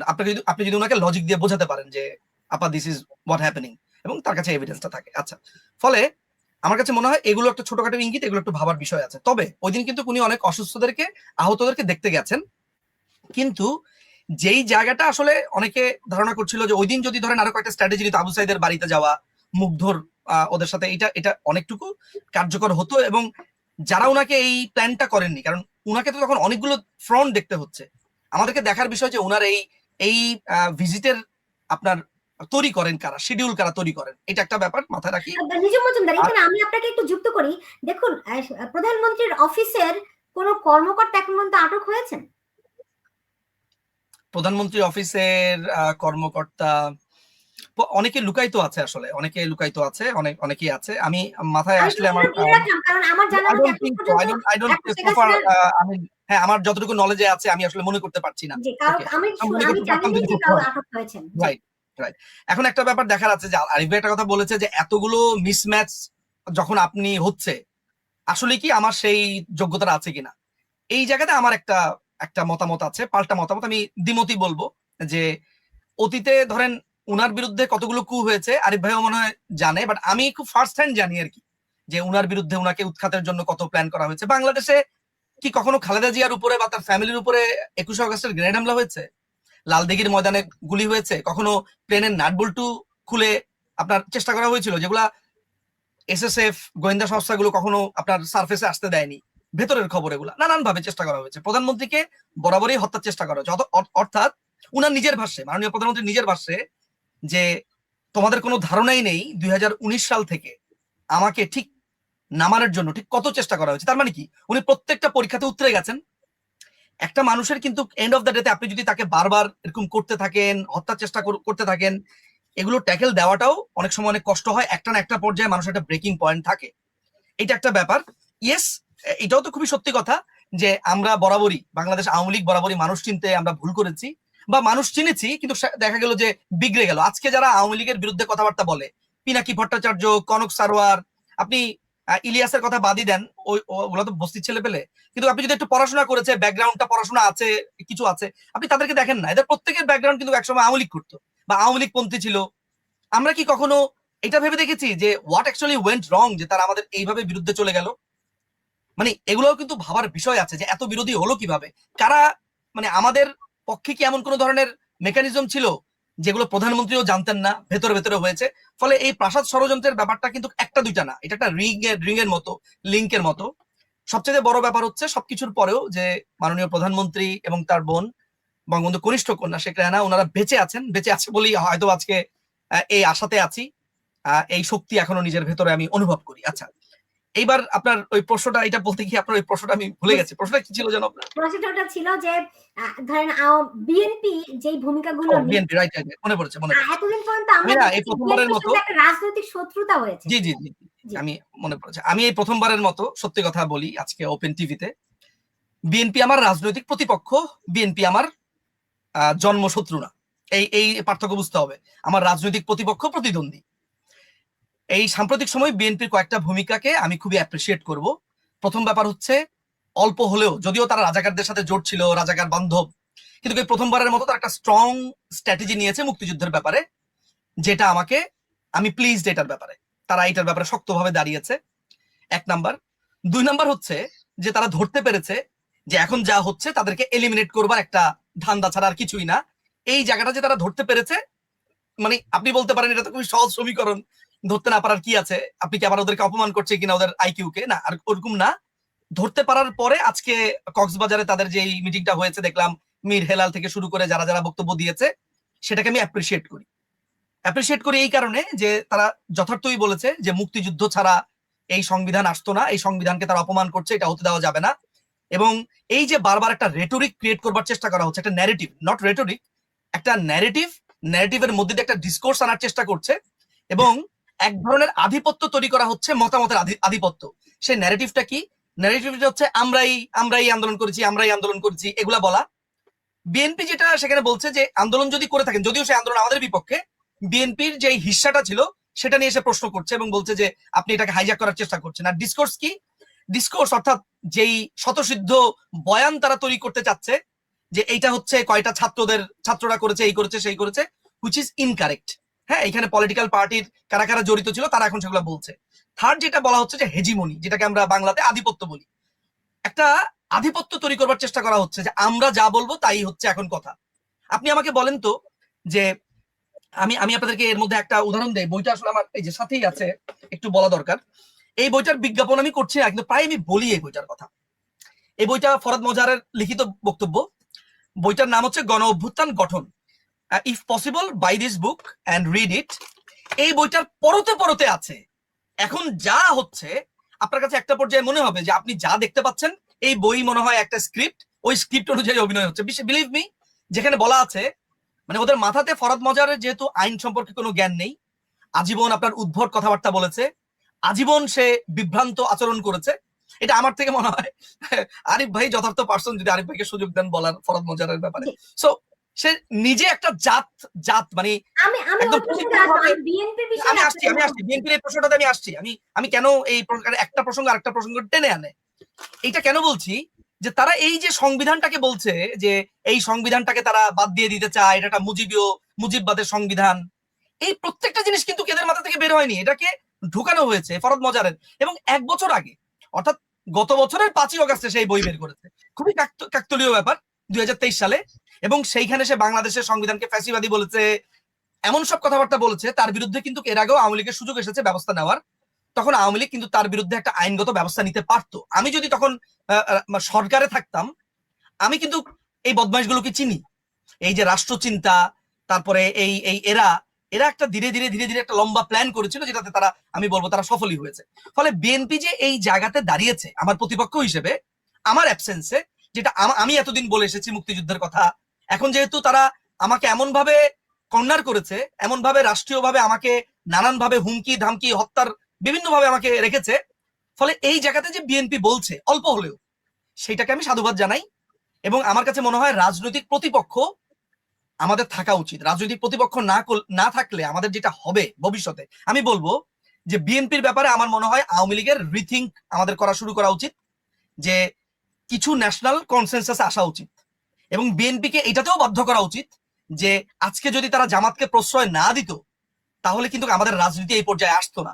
হ্যাঁ, আমাদের রাজনৈতিক প্রতিপক্ষ হারবো জিতবো সবকিছু ঠিক আছে, আমি আজকের এই প্রোগ্রামের মাধ্যমে মনে হয় এটা বলা যেতে পারে যে বিএনপির উচিত এইটা চিন্তা করা যে বাংলাদেশের মুক্তিযুদ্ধ, বাংলাদেশের মানুষ, 71, এগুলোকে যদি আপনি স্পিরিটটা না রাখতে পারেন, তাহলে এই ছোট ছোট বাচ্চারা আপনাকে এখন শেখাবে সংবিধান কিভাবে বাদ দিবে, সংবিধানের এইটা বাদ দিবে, আপনার পাকিস্তানি সংবিধানকে আনবে। ফলে বিএনপির এই ছোট স্টেপটাকে আমি অন্ততপক্ষে সাধুবাদ জানাবো। আরিফ জাবতিক, আমরা দেখেন এই ফরহাদ মজারের প্রসঙ্গে এসছে, এরকম আরো কয়েকজন আছে যারা সরাসরি রাষ্ট্রদ্রোহীমূলক কথাবার্তা বলছে, এবং আজকে বলছে তা কিন্তু না, গত কয়েক বছর ধরেই বলছে। এবং এখন এই আন্দোলনকারীরা, এরা তো প্রকাশ্যই রাষ্ট্রদ্রোহিতার কথাবার্তা বলছে, যে বিপ্লবের ঘোষণাপত্র দেয়া, এই সমস্ত বিষয় তো রাষ্ট্রদ্রোহিতার সামিল। তো সরকার তো কোনো আইনি ব্যবস্থা নিচ্ছে না কেন? মানে কথাটা তো একটু উদ্ভট হয়ে গেল না? মানে এরাই তো সরকার, মানে এমন তো না যে বাইরের একজন বলছে সরকার ব্যবস্থা নেবে, এরাই তো সরকার, এরাই এটা দখল করেছে। আমাদের জেনারেল ওয়াকার সাহেব এদেরকে সামনে পাপেট বসিয়েছে, সো তারা বলছে এটা স্বাভাবিক, এবং আপনি তাদের কাছ থেকে তো অন্য কিছু আশা করেন। আমি একটু আগেই বলেছিলাম না যে আপনি গাব গাছ লাগিয়ে তো আমাকে, দেশের মানুষ কি এগুলি বুঝতে পারে না? দেশের মানুষ বুঝতে পারে, দেশের মানুষ সবসময় বুঝতে পারে, এবং দেশের মানুষ বুঝতে পারার কারণে এখন তো আর এখানে কোনো দেশের মানুষ নাই। মানে এখানে যারা আছে, সাধারণ মানুষ যারা আছে, তারা কিন্তু তাদের মতো গিয়েছে, তারা আন্দোলনে যুক্ত হয়েছে, অকাতরে প্রাণ দিয়েছেন, মারা গিয়েছেন, আহত হয়েছেন, এবং তারা কিন্তু আবার তাদের মতোই, তারা কিন্তু একেবারে খাঁটি দেশপ্রেম থেকে গিয়েছেন, তারা ফিরেও এসেছেন। আপনি যদি দেখেন এই আন্দোলন আসলে 18 তারিখের পরে 19 তারিখ থেকে 18 তারিখ থেকে ইনফ্যাক্ট প্রাইভেট বিশ্ববিদ্যালয়ের ছেলেরা চালিয়েছে, এটা কেউ অস্বীকার করতে পারবে না, এবং মাদ্রাসার ছাত্ররা চালিয়েছে। তো না মাদ্রাসার ছাত্রদের কোনো লোক রিপ্রেজেন্টেশন আছে, না প্রাইভেট বিশ্ববিদ্যালয়ের কোনো লোক রিপ্রেজেন্টেশন আছে। ঢাকা বিশ্ববিদ্যালয়ের, এত বড় বিশ্ববিদ্যালয়ের কোন সমন্বয়ক কিন্তু ওই 6 জন ভিতরে ছিল আর বাইরে ছিল, বাইরে 150 সমন্বয়কের কারোই কিন্তু প্রাণ যায় নাই, কারো কিন্তু কোনো ত্যাগ নেই, কিন্তু তারাই তো ক্ষমতা নিয়েছে। সো ক্ষমতা রাজনীতি অন্য জিনিস, এখন তারা ক্ষমতা রাজনীতির মধ্যে আছেন এবং তারা যা ইচ্ছা করছেন করবেন। সাধারণ মানুষের আসলে এত ঠেকা নাই, সাধারণ মানুষ সংবিধান নিয়ে খুব একটা ভাবে না। সাধারণ মানুষ ফুলকপির দাম কমেছে এটা নিয়ে বেশ খুশি, আমি নিজেও খুশি। তো এর বাইরে সংবিধান কি হয়েছে, তারপর যে মুজিববাদ, এই শব্দ শুনলাম না 72 সালের পর থেকে, আবার নতুন করে আইনা নিজেরা কুস্তি করছে। এটা হবে, কিন্তু মূল যে জিনিসটা হচ্ছে, এটা হচ্ছে পাকিস্তানের দিকে ফিরে যাওয়ার একটা চেষ্টা। এরাই পাওয়ারে, এরাই চেষ্টা করবে। সো এই চেষ্টাটা সাধারণ মানুষ ঘৃণা করে প্রত্যাখ্যান করছে, কিন্তু সেটা হয়তো রাস্তায় গিয়ে এখনো মারতেছে না। কিভাবে করছে আপনি দেখবেন, এই গামসা আজমিকে দিয়ে কিন্তু জাতীয় সঙ্গীত পরিবর্তনের একটা টোকা দেওয়া হয়েছে, দেওয়ার সাথে সাথে কিন্তু অনেকগুলা সেগমেন্ট থেকে লোকজন বিক্ষুব্ধ হওয়া শুরু করছে, সাথে সাথে বলছে যে না, ও তো আমরা চিনি না, ও পাগল, 10 বছর গুম ছিল, ওর মাথা খারাপ হয়ে গেছে, ওর লগে আমাদের কোনো সম্পর্ক নেই। এইভাবে কিন্তু বিভিন্ন জিনিস চেষ্টা করা হচ্ছে। এখন সংবিধান নিয়ে একটু গোতাগুতি হচ্ছে, এবং আপনি একটু আগে যে কথাটা বলছিলেন, আপনি নিজেও আলাপ করছিলেন, বিএনপি অনেক বেশি দায়িত্বশীল আছে বলেই হয়তো এখনো দেশটা ওই পর্যায়ে যায় না। যেহেতু একটা পলিটিক্যাল পার্টি, গণসম্পৃক্ততা আছে, সে বা তার ওই বুদ্ধিশুদ্ধিটা আছে, থাকার কারণে সে বুঝতেছে যে আসলে কতটুকু করা যায়, কতটুকু রাজনীতি, কতটুকু অপরাজনীতি, আর কতটুকু উন্মাদনা। মানে উন্মাদনা তো যেতে দেবো না, রাজনীতি করবো, আপনি অপরাজনীতি করবেন, কুরাজনীতি করবেন, I will fight with you, politics to politics. উন্মাদনাতে ছেড়ে দেওয়া যাবে না, এই দায়িত্বটা আছে। কিন্তু যারা সরকারে আছে তারা এটাই করবে, তাদের তো আর কিছু করার নাই। দেয়ার নো পারপাস, নো কর্মসূচি, নাথিং। তারা এখন চেষ্টা করছে যে কোনো মূল্যে আমরা ক্ষমতায় বসে থাকবো। যে কোনো মূল্যে ক্ষমতায় বসে থাকতে হলে প্রথমে কি করতে হবে, আওয়ামী লীগের ইলেকশনে দিলাম না, জাতীয় পার্টিতে দিলাম না, 14 দলে দিলাম না, একটা বিরাট টিম সরাই ফেলাম, গুড। ওমা এখন থেকে বিএনপি আছে, বিএনপি তো হচ্ছে সেকেন্ড স্টেক হোল্ডার, এখন চেষ্টা করছে বিএনপির আমরা সরাই ফেলাবো, তাহলে কেউই নাই। তো এই জিনিস আমি কিভাবে করবো? এই জিনিসটা এই সংবিধান দিয়ে করতে পারবো না, নির্বাচন সিস্টেমে করতে পারবো না। তাহলে আমি পুরো আইডিয়ারে বলবো বিপ্লব, নির্বাচন কিছুই মানে না, আমি বসে আছি। They are going on that direction, তারা সেটাই চেষ্টা করছে। তো এই যদি হয় তাহলে কি আমরা দেখবো ভবিষ্যতে যে আওয়ামী লীগ বিএনপি একই প্ল্যাটফর্মে কাজ করছে? নিজুম মজুমদার, আমার কাছে মনে হয় না একই প্ল্যাটফর্মে আসবে। আওয়ামী লীগ আসলে সেই পরিবেশটা রাখে নাই, I am sorry to say. আমি যদি বিএনপি নেতা হতাম, আমি আমার নেতা কর্মীদের মুখের দিকে তাকে আওয়ামী লীগের সাথে এই জোট বলেন বা ফাইটে যাব না। কিন্তু আমার কাছে মনে হয় যেহেতু অ্যালাইনমেন্টটা হচ্ছে গিয়ে একই জায়গায়, আলাদা আলাদা প্ল্যাটফর্ম থেকে একই সাথে এই আন্দোলন গড়ে উঠবে। বিশেষ করে বিএনপি যেহেতু এখন সুবিধাজনক অবস্থা আছে, আওয়ামী লীগের অবস্থা খুবই খারাপ, এদের নেতা কর্মী তো বাড়ি ঘরেই নাই, ও আন্দোলন করবে কি? মানে জেলে নাইলে পিটা মেরে ফেলতেছে, পালাতক আছে। কিন্তু আমার মনে হয় বিএনপি যেহেতু এখন বেশ আপার হ্যান্ডে আছে, তারা ইতিমধ্যে আমি আজকের বক্তৃতা বা রিসেন্টলি যেগুলো শুনতে পাচ্ছি, তারা হয়তো একটা প্রতিরোধ করবে। তারা যদি প্রতিরোধটা করে, তখন অন্যান্য সংগঠন, ইভেন আওয়ামী লীগের যে অংশটুকু নামতে পারবে, তারা হয়তো তাদের মতো করে আলাদা আন্দোলন করবে। বাট একটা বড় আকারের আন্দোলন আমি বাংলাদেশে আগামীতে উড়িয়ে দিচ্ছি না, সম্ভাবনা আছে। তো 2025 সাল হবে আন্দোলনের বছর বা ঘুরে দাঁড়ানো। আমার এখানে একটা ছোট্ট একটু আমি নিজুম মজুমদার একটু আসতেছি আপনার কাছে, আমি আরিফ জেপ্তির কাছে এই উত্তরটা শুনে নেই। আমার কাছে মনে হচ্ছে 25-এ পানি গরম হওয়া শুরু হবে, এবং শেষ পর্যন্ত হয়তো এত বড় আন্দোলন হবে না, কারণ এরা যে 25 সালের শেষের দিকে পালিয়ে যাবে, এটা কেন যেন আমার একটা বিগ হান্স। মানে আমার এর আগে খুব কম আইডিয়ায় কিন্তু মানে ভুল প্রমাণিত হয়েছে। আমার কাছে মনে হচ্ছে এরা একটা সময় পালিয়ে যাবে। সো পালিয়ে গেলে নতুন একটা সরকার এসে হয়তো নির্বাচন দিবে, 25-এর শেষের দিকে হয়তো নির্বাচন হতে পারে। যদি না হয় তাহলে কিন্তু 6 মাস পর থেকে পরিস্থিতি খুবই উত্তপ্ত হবে, সম্ভাবনা বেশি। বুঝতে পেরেছি। জি নিজুম মজুমদার, জি। যে কথাটা আমি বলতে চাচ্ছিলাম, যে আরিফ ভাই যে একটা কথা বলেছেন যে আওয়ামী লীগ ওই পরিস্থিতিটা রাখেনি বিএনপির সাথে বসার, এই জায়গাটা আমার কাছে একটু অদ্ভুত লাগলো। আরিফ ভাই তো বাংলাদেশের ইতিহাস সম্পর্কে আরিফ ভাই একটা ভালো নলেজ আছে, জানেনও, আমাদের থেকেই বেশি জানেন আসলে। আমি বলবো যে বঙ্গবন্ধুকে পুরো ফ্যামিলি সহ মারলো বিএনপি যিনি প্রতিষ্ঠাতা। সেই জায়গায় যদি আমি যাই, আপনি 21 আগস্টে যান, বঙ্গবন্ধু যান না। আমি এরপরে বলেছিলাম যে বাংলাদেশের রাজনীতির এখন যে বড় মুশকিলটা তৈরি হবে কি, এখন আর আমার মুখ দেখা দেখিটা থাকলো না। এর আগে কিন্তু ধরেন হাসিনার ছেলের বিয়েতে খালেদা দাওয়াত পেয়েছেন, খালেদার ছেলের বিয়েতে আপনি গেছেন, আফটার আরিফ ভাই এমনকি আপনি যদি এটাও চিন্তা করেন, আপনি যদি একদম একেবারে ধরেন আমি ওগুলো ভুলেও যাই, ওই 21 আগস্ট 15 আগস্ট এগুলো আমি ভুলে যাই, মাননীয় প্রধানমন্ত্রী কিন্তু 2014 সালের যে ইলেকশনটা আছে তার আগেও কিন্তু ট্রাই করেছিলেন, তার লাস্ট ট্রাই আমাদের সেই সময় কোকো মারা যাওয়ার পরে গিয়েছেন। আমি স্পেসিফিক ওই জায়গায় যাচ্ছি না, কোকো মারা যাওয়ার পরে গিয়েছেন। এই জায়গাটা আমি একটু বিমুখ করতে চাই যে আওয়ামী লীগ জায়গাটা রাখেনি, ওইটার সাথে আমি পুরোপুরি একমত হতে পারি না। আওয়ামী লীগ ট্রাই করেছে। আওয়ামী লীগের আপনি অবশ্যই আওয়ামী লীগের জায়গা থেকে জিনিসটা দেখবেন। আমি সাধারণভাবে যদি দেখি যে পরিমাণ পরিস্থিতি হয়েছে, যেহেতু আওয়ামী লীগ 16 বছর ক্ষমতা বা 15 বছর ছিল, আমি এর দায়িত্ব অধিকাংশই আওয়ামী লীগ দিব। এই গত 15 বছরের এই যে বর্তমানের যে পরিস্থিতিতে একসাথে বিএনপির কেন্দ্রীয় নেতৃত্ব চাইলেও তাদের কর্মীরা মানবে না, এটা এই বাস্তবতার মধ্যে থাকতে হবে। কিন্তু একই ইস্যুতে আন্দোলন হবে। এই বিষয়ে আমি এই এরশাদ বিরোধী আন্দোলন যেরকম হয়েছিল, ইউনূস বিরোধী আন্দোলন একই জায়গায় যাচ্ছে। এইটা হয়তো কিছুদিন পরেই যাবে, এখনই যাবে না, কিন্তু যাবে। এবং এইটা সামাল দেওয়ার ক্ষমতা এই জামাত সমর্থিত সরকারের নাই। জামাতের এত স্ট্রেংথ নাই আওয়ামী লীগ এবং বিএনপির বিরুদ্ধে দাঁড়িয়ে একলা সরকারকে ডিফেন্ড করবে, এই এতটুকু। আমার মনে হয় কি জানেন আরিফ ভাই, একটা কনসেনসাস আছে আসলে, বিএনপি বলেন, আওয়ামী লীগ বলেন, জাসদ বলেন, জাতীয় পার্টি বলেন, বাংলাদেশে যারা আছে মুক্তিযুদ্ধের পক্ষেই ছিল অল দ্য টাইম, এই দলগুলোকে, মানে আমি বিএনপির কথাটা ইনক্লুড করতাম না, অ্যাটলিস্ট তাদের তো অনেক মুক্তিযোদ্ধা আছে, মানে বড় দাগ ছাড়া বিএনপিকে, যেহেতু জামাতের সাথে না থাকলে আজকে বিএনপিকে মুক্তিযুদ্ধের পক্ষেই আমি বলতাম আসলে এন্ড অফ দ্য ডে, যেহেতু ছিল একটা লম্বা সময় আমার বলতে কিছুটা বাধে। কিন্তু একটা কনসেনসাসে আসার দরকার আরিফ ভাই। আপনি দেখেন এই প্রতিবারই যখন বড় দলগুলোর যে কলহ, এই কলহের ভিতরে দেখেন ছোট ছোট পকেট গুলোই চান্স পায়। আজকে আপনি চিন্তা করে দেখেন তো, যে আমাদের রাজনীতিটা যদি একটা স্মুথ রাজনীতি থাকতো, অর্থাৎ কেউ কাউকে খুন করার ট্রাই করছে না, বড় ধরনের 21 আগস্ট ঘটেনি, 15 আগস্ট ঘটেনি, তাহলে কিন্তু আজকে এই মৌলবাদীরা কোনোদিন সুযোগও পেত না। কারণ 72-এর সংবিধানে কিন্তু আপনার কমপ্লিটলি ডিলিট করে দেওয়া হয়েছিল আপনার এই যে এই জামাতে ইসলামীকে, পিডিবি, নেজাম ইসলামী তখন যারা ছিল মুসলিম লীগ, এদেরকে, আমাদের এটা একটা কিন্তু বড় বড় রাজনৈতিক দলেরও আমার মনে হয় একটা ভাবার সময় এসছে যে বড় বড় দলগুলোর সমস্যার কারণে আজকে জামাতে ইসলামের আপনি তাদের ক্ষমতা দেখেন, তারা আজকে হুমকি দিচ্ছে। এমন একটা ব্যাপার যেন জামাত ইসলাম যেভাবে কথাবার্তা বলছে তাদের লিডাররা, আপনার কাছে একটা পর্যায়ে মনে হবে তারা ক্ষমতায় চলে গেছে। এমনকি যে জঙ্গি সর্দার ওয়াকার, সে বলছে আমিরে জামাত।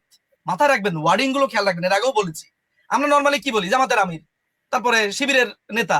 আপনি কি কখনো এইভাবে উর্দুতে এত গ্রামাটিক্যালি কারেক্ট করে কোনোদিন বলতে শুনেছেন জামাতে আমির? এই জামাতে আমির তো একেবারে জামাতের লোকেরা বলে। সুতরাং আপনাকে ছোট ছোট শব্দ চয়ন, শ্রদ্ধায় নুয়ে পড়ে চোখ দিয়ে প্রায় পানি বের হয়ে যাওয়া, এগুলো দেখে আপনি টের পাবেন যে এই লোকটাও আসলে এদেরকে অ্যাকোমোডেট করেছে নানানভাবে। সুতরাং আমার কাছে মনে হয় যে মুক্তিযুদ্ধ, যেমন আমরা কেলসেনেরই তো মনে হয় থিওরি পড়েছিলাম আমাদের জুরিসপ্রুডেন্সে, যে একটা রাষ্ট্রের একটা পিরামিডকে যদি চিন্তা করি, যে পিরামিডের টপে থাকে হচ্ছে যেই বিপ্লবের মাধ্যমে রাষ্ট্র মূলত গঠিত হয়েছে। মুক্তিযুদ্ধ একটা বিপ্লব, মুক্তিযুদ্ধ একটা গণযুদ্ধ, এটা হচ্ছে রাষ্ট্রের আতুরঘর। বাংলাদেশ রাষ্ট্র কোথা থেকে এসেছে? মুক্তিযুদ্ধের গর্ভ থেকে এসেছে। এই জায়গাতে আর কোনো কিছু, কোনো ন্যারেটিভ নাই। আপনি এত ন্যারেটিভ দিতে গেলে ভাই, মানে দুনিয়ার সবকিছু নিয়ে তর্কাতর্কি করতে গেলে প্রবলেম।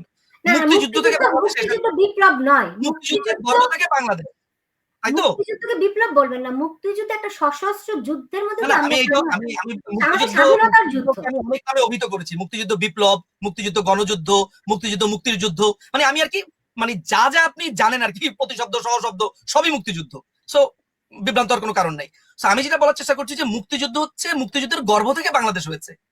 গর্ভ থেকে বের হওয়ার পরে সে যখন বলবে যে আমি মুক্তিযুদ্ধের গণপরিষদ আর জাতীয় পরিষদের লোকদেরকে ভোট দিয়েছে পাকিস্তানের সংবিধানের জন্য, তারাই কিভাবে আবার বাংলাদেশের সংবিধান তৈরি করে, এখন তো তাই বলছে।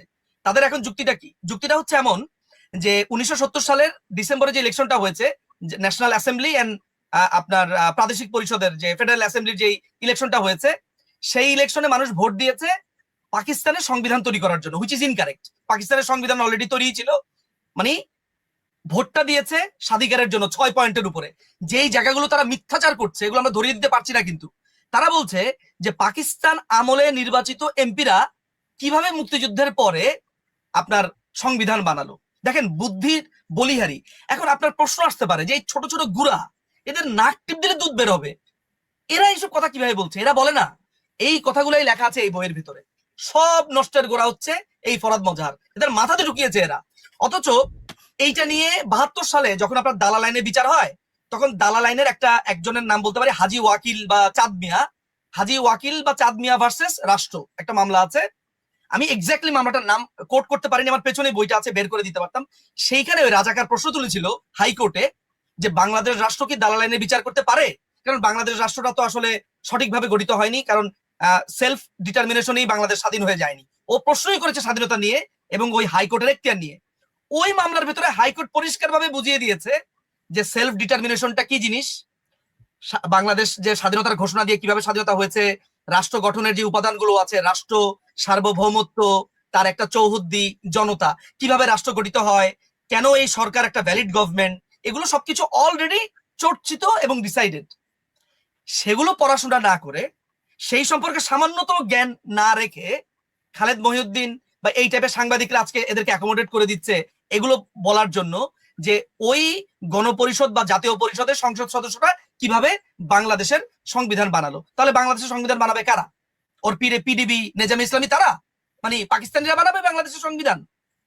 একটা বিপ্লবী সরকার যারা দেশকে স্বাধীন করেছে, প্রবাসী সরকার গঠন করেছে, যে রেকগনাইজড বাই অল, সেই সময় রেকগনাইজড একটা গভর্নমেন্ট, ওই গভর্নমেন্ট বানিয়েছে। আমাদের প্রথম সংবিধান কোনটা?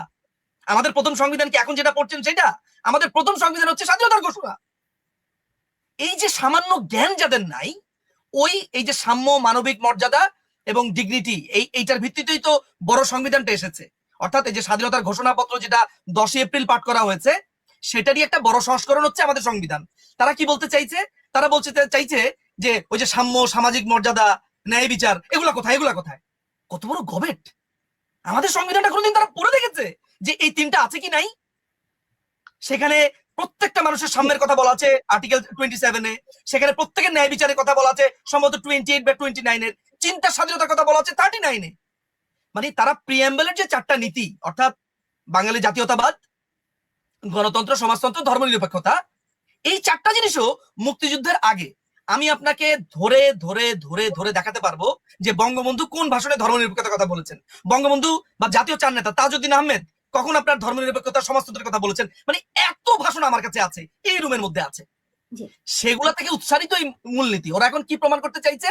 যে এই জাতীয় চার নীতি নিয়ে কোনোদিন আলোচনা হয় নাই, এইটা মুক্তিযুদ্ধের সাথে প্রতারণা, এক নাম্বার। এটা অনেকদিন ধরে আপনার চরমনাই পীর বলছে, কিন্তু মাথায় রাখবেন এই চরমনাই পীর কি আবার এটা মাথায় ঢুকিয়েছে কিন্তু পিনাকি ভট্টাচার্য, এটাও আপনি মাথায় রাখবেন। অর্থাৎ এদের সমস্ত গুরু কথা বলে ধার্মিক, কিন্তু এদের সমস্ত গুরু দেখা যাচ্ছে যারা ধর্ম বিশ্বাস করে না তারা, যেমন পিনাকি ভট্টাচার্য, তারপরে হচ্ছে আবার ফরহাদ মজার আপনার জানেন আপনার হযরত ইব্রাহিমকে নিয়ে যে কবিতা লিখেছে গুবরে পোকার শ্বশুর গ্রন্থতে, যে কোন শালা নিজের সন্তানকে জবাই দেয়, অর্থাৎ ইব্রাহিমকে সে শালা বলে সম্বোধন করছে। এরপরও তাদের পীর হচ্ছে ফরহাদ মজার। তো কথায় কথা বাড়ে, মূল ব্যাপারটা হচ্ছে পড়ালেখা নাই। যে আমাকে কিন্তু শেষ করতে হবে, অনেক একটু সময় বেরিয়ে হয়ে গেছে। আমি একটু নির্বাচন প্রসঙ্গে ফিরতে যাচ্ছিলাম আরিফ জাগতিক, যে আমরা দেখছি এই ছাত্ররা এখন আবার তারা রাজনৈতিক দল গঠন করছে। একটা যে নির্বাচনের তারিখের কথা আপনি বলছিলেন, যে একটা নির্বাচনের মানে যাই হোক আগামীতে একটা নির্বাচনের মধ্য দিয়ে আসলে অগ্রসর হতে হবে, এর বাইরে আর কোনো সমাধান নেই, এটাই সত্যি কথা। তো সেই নির্বাচনে যদি আমরা এর আগে নানান রকম নির্বাচন বাংলাদেশ দেখেছে, হ্যাঁ না ভোট দেখেছে, হ্যাঁ ওই পরিকল্পিত নির্বাচন দেখেছে, তো এখন এই ছাত্ররা দল করলে তাদেরকে বিজয়ী করে আনার একটা চক্রান্ত পরিকল্পনা, এরকম নানান রকম ইঙ্গিত পাচ্ছি। আপনারা এই ব্যাপারে আমাদেরকে একটা ধারণা দিতেন। মানে কি ধারণা দিব, কিভাবে ওরা এই নির্বাচন রিগিং করবে? এটা না সেটা কিভাবে প্রথম কথা রিগ করবে এটা মানে আমাদের শুধু এটা না, মানে সিআইএ ব্যাক যতগুলো দেশে আপনি চিলি থেকে শুরু করে দেখবেন, পরবর্তী কালার রেগুলেশন দেখবেন, সবখানে পরবর্তী নির্বাচনে কিন্তু রিগিং হয়েছে। এবং এই একই ফর্মুলা, এটা নতুন করে বাংলাদেশের জন্য কিছু আবিষ্কার করা হবে না, আগামী নির্বাচনে একটা রিগিং এর মধ্যে যাবে। মানে সিম্পল রিগিং। আপনি তো আওয়ামী লীগের অর্ধেক লোকের নমিনেশন, মানে যদি আওয়ামী লীগের বাতিলও না করেন, আওয়ামী লীগের নির্বাচন আসতে অর্ধেক লোকের তো আপনি নমিনেশনে জমা দিতে দিবেন না, তারা তো আপনি গেলে মামলা দিবেন, তাই না? সো অন্য সব বাদ দিলেই এতটুকু তো আছে। এটার বিভিন্ন জিনিস শুরু হয়ে গেছে। আপনি দেখবেন হঠাৎ করে out of blue doctor Yunus বলেছেন 17 বছর বয়সীদের ভোটার করা উচিত। কেন? দুনিয়ার কেউ কোথাও দাবি করেছে? কেউ কোথাও দাবি করেছে যে 17 বছর? ওয়াই 17, ওয়াই নট 18 যেটা আছে আন্তর্জাতিক সনদ অনুযায়ী আপনি 18 বছর পর্যন্ত, এটা বাংলাদেশও কিন্তু স্বাক্ষরকারী দেশ, 18 বছর বয়স পর্যন্ত আপনি শিশু। তো এই রাষ্ট্র স্বীকার করেছে সিগনেচার দিয়ে আমরা 18 পর্যন্ত শিশু। আমরা বলতে চাই শিশুকে ভোট দিতে হবে। তুমি কেন দিবা? জেন আলফাতে আমার ছোট মেয়ে, ঠিক আছে, তাইলে কেন সে দিতে পারবে না? 9 বছর বয়সে একটা বাচ্চা কেন দিতে পারবে না? 17 দিতে পারবে, সবাই তো শিশু। এটা করাই হচ্ছে ওই স্ট্যাকটাকে ঢোকাবে, ঠিক আছে, ওই স্ট্যাকের লোকজনকে ভোটিং এ ঢোকাবে। এটা হচ্ছে একটা টেস্টিং। এর বাইরে আরো বিভিন্ন ভাবে করবে, প্রশাসনটা পুরাটাই নেবে। আপনি দেখেন যে জিনিসটা হচ্ছে প্রশাসনের কি পয়েন্ট গুলোতে জামাত শিবিরের লোক বসানো হচ্ছে, একদম কি পয়েন্ট ধরে ধরে ধরে ধরে আপনি দেখবেন। এবং এটা নিয়ে কিন্তু সচিবালয় গন্ডগোল, কারণ ইভেন বিএনপি পন্থী আমলারা বলতেছে তাইলে আমরা কই, মানে এদেরকে একটু বড় বড় মূলা দেখিয়ে মূল জায়গাগুলো ওরা নিচ্ছে। সো প্রশাসন কন্ট্রোল করবে। জেনারেল ওয়াকের যে সেট আপের আর্মি স্ট্রাকচার, সেটা তাদেরকে সাপোর্ট করবে। এবং এটার কিন্তু যে ব্যাকগ্রাউন্ড কাজ শুরু হয়েছে, কিভাবে ব্যাকগ্রাউন্ড কাজ শুরু হয়েছে আপনি দেখবেন। ব্র্যাকের একটা মাঝখানে জরিপ বেরোলো, এই এনজিওবাদী জরিপ শুরু হয়ে গেছে যে 40% লোক ছাত্রদের দলকে ভোট দেবে। আমি বলি যে কোনো লোক, আপনি র্যান্ডম আপনার আশেপাশে 10টা লোককে জিজ্ঞেস করেন, এর মাঝে যদি 4টা লোক বলে ছাত্রদের পার্টিকে ভোট দিবে, তাহলে 40% হচ্ছে। আপনি পাবেন, আমি পাই নাই। মানে আমি আমার সার্কেলের অনেকে জিজ্ঞেস করছি, এরা কেউ আওয়ামী লীগে দিবে, বিএনপি দিবে, জামাতে দিবে, পাই, কিন্তু ছাত্রদেরকে ভোট দিবে হঠাৎ করে বলে হ্যাঁ ওরাও করা উচিত, ইয়াং বাচ্চা দিলে দিব। ইটস নট 40%, কিন্তু আমরা জরিপ দিয়ে সাপোর্ট করতেছি ইনফরমেশন যে এরা 40% পাবে। আপনি জানেন বাংলাদেশের রাষ্ট্র ক্ষমতা যাইতে হলে আপনাকে 42 to 43, 38 to 43% ভোট আপনাকে এনশিওর করতে হবে গত অনেকগুলো নির্বাচনের ট্রেন্ডটাই। সো ওই ক্যাম্পেইন শুরু হয়েছে, প্রশাসনের ভিতরে ক্যাম্পেইন শুরু হয়েছে। এবং আরো কি কিভাবে চুরি করবে আমি তো ভাই ভোট চোর না আমি বলতে পারবো না, ওরা ভোট চোর ওরা করতে যাচ্ছে, ওরা ওই মেটিকুলাস প্ল্যান তারা করবে, এটা স্বাভাবিক। বাট যদি গণবিক্ষোভ বড় আকারে হতে থাকে, কারণ আমরা কিন্তু 111 দেখে এসেছি, 111 একইভাবে চেষ্টা করা হয়েছিল, ফেরদৌস কুরেশিতে দিয়ে বাগমার্কার একটা পার্টি অফিস করা হয়েছিল ভাই সেগুনবাগিতে। বিশ্বাস করেন বিকেলে সন্ধ্যার পর ওই রাস্তায় যাওয়া যেত না। প্রাডো, আরো কি কি গাড়ি আছে না, যে পাজেরো গাড়ি, হ্যাঁ হ্যাঁ, আপনার মনে থাকার কথা, তাই না? রিপোর্টার কমিটির ওইদিকে গেলে আমরা দেখতাম তো শত শত কি যেন বড় বড় গাড়ি, এগুলা সবগুলো নামও যায় না, সব বড় লোকরা ওইখানে বসে। কারণ কি ফেরদৌস কুরেশির দল কিংস পার্টি আসতেছে বাগমার্কা। তারপরে যখন পাবলিক লাথি দেওয়া শুরু করছে, বাঘও পালা গেছে, গাড়িও পালা গেছে। এখনো তাই হচ্ছে। এখন হাসনাত নাকি সেদিন বলছে যে আমার তো প্রাডো গাড়ি নিয়ে গরিবের কাছে যাই, পাজেরো গাড়ি নিয়ে যাই, এটা যেতে বলছে। তো ওই প্রাডো এবং পাজেরোর ওই দল এখন হাসনাতের সাথে আছে। তারা বাংলা মোটরে একটা বিশাল ফ্লোর নিয়েছে, ঠিকাদাররা নাকি ওইটাকে ফুল ডেকোরেট করে একটা অফিস করে দিয়েছে, কারণ কিংস পার্টি ওই টাকা পয়সা পাচ্ছে। কিন্তু যেটা ফেরদৌস কুরেশির মতো ঝানু পলিটিশিয়ান করতে পারে নাই, এটা এরা করতে পারবে, এটা সহজ হয়তো হবে না। কারণ বাঙালি আবার পিছনে লাথি মেরে সরানো কিন্তু 111 করেছে। এবং আমি মনে করি মঈনুদ্দিন ফখরুদ্দিন অনেক বেশি শক্তিশালী, অনেক বেশি পার্সোনালিটি আলা, অনেক বেশি হোল্ড নিয়ে ছিল ওয়াকার ইউনুস জুটির তুলনায়। সুতরাং ওরাও যখন পাছায় পিছনে, আপনার মনে আছে ফ্ল্যাঙ্ক কিক গিয়েছে, আশঙ্কা করি এবারও তাই হবে। ওটা ছিল খুবই সিম্বলিক। হ্যাঁ, ওই জন্যই এটার কথা বললাম এত বছর পরেও। ঘটনা তো আরো অনেকই হয়েছে, বাট ওটা সিম্বলিক ছিল। এই ধরনের সিম্বল হয়তো আমরা আগামীতে দেখতে পাবো। জি, আমি শেষ করব নিজুম মজুমদার কাছে শেষ প্রশ্নটি করতে চাই। যেই সিমটম, যেই পরিস্থিতি আমরা শুনছি, বা নির্বাচন তো হতেই হবে, কিংস পার্টি হবে টবে না এটা নিশ্চিতভাবে বলা যায়।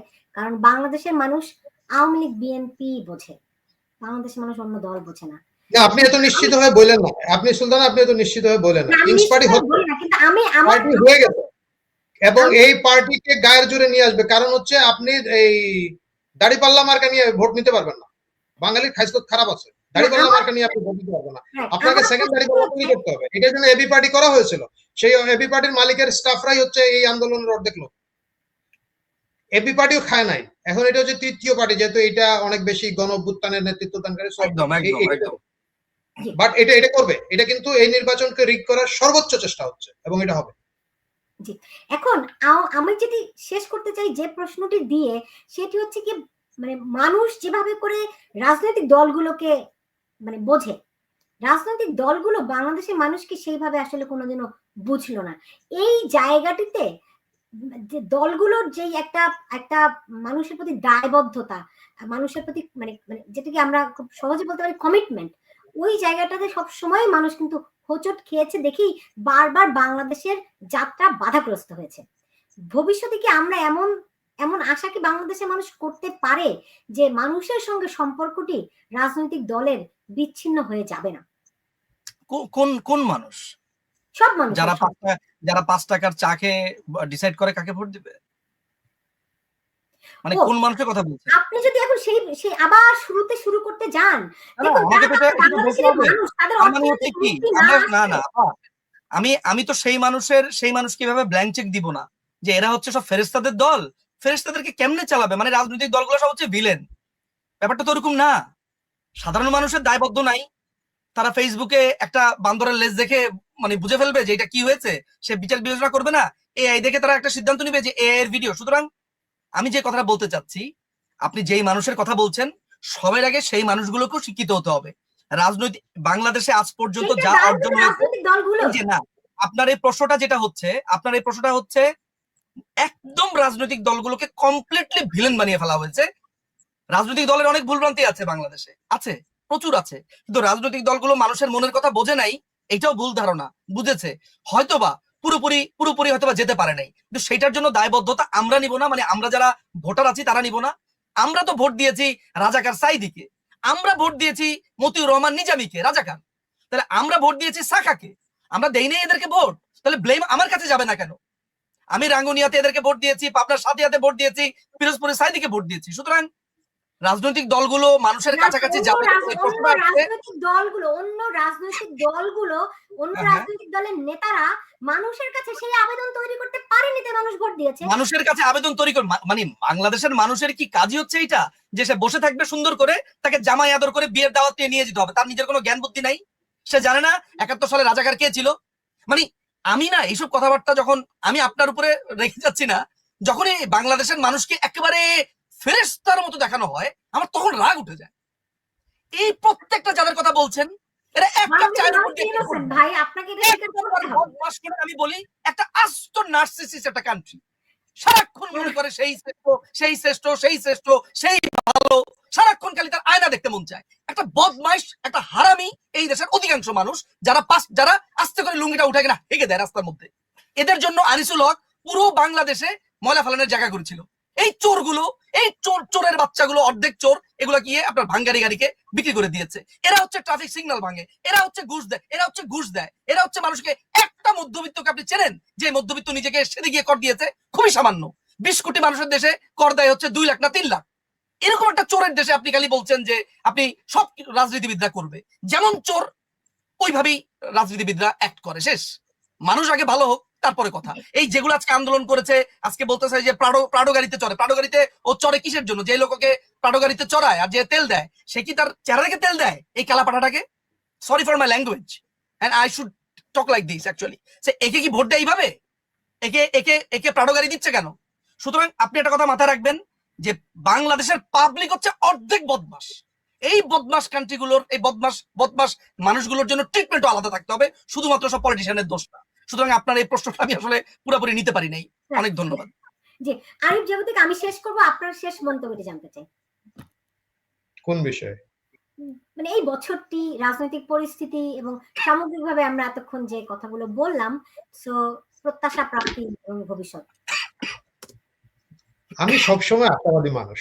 আমি সবসময় মনে করি যে বাংলাদেশ আসলে, আমরা যতই হতাশ হই, যতই চিৎকার চেঁচামেচি করি, বাংলাদেশ অনেক দূর এগিয়ে এসেছে। মানে আমার বাবার জেনারেশনের তুলনায় আমার জেনারেশন অনেক বেশি এগিয়ে এসেছি।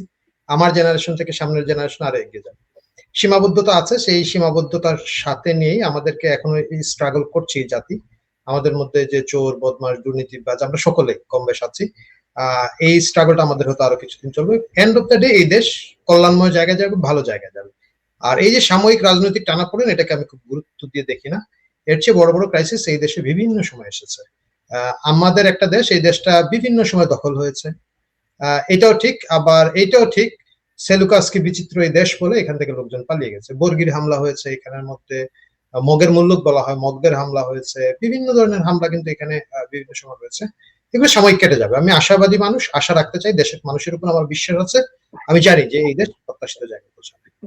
আরিফ জাগতিক এবং নিজুম মজুমদার, আপনাদের দুজনকে অনেক ধন্যবাদ জানাচ্ছি আজকে আমাদের সঙ্গে যুক্ত হওয়ার জন্য, এবং বছরটি আপনাদের জন্য অত্যন্ত ভালো কাটুক, প্রত্যাশা অনুযায়ী কাটুক, সেই প্রত্যাশা রাখছি। আপনাদের দুজনকে অনেক ধন্যবাদ। আপনাকে আপনাকে অনেক ধন্যবাদ আপা, ভালো থাকবেন।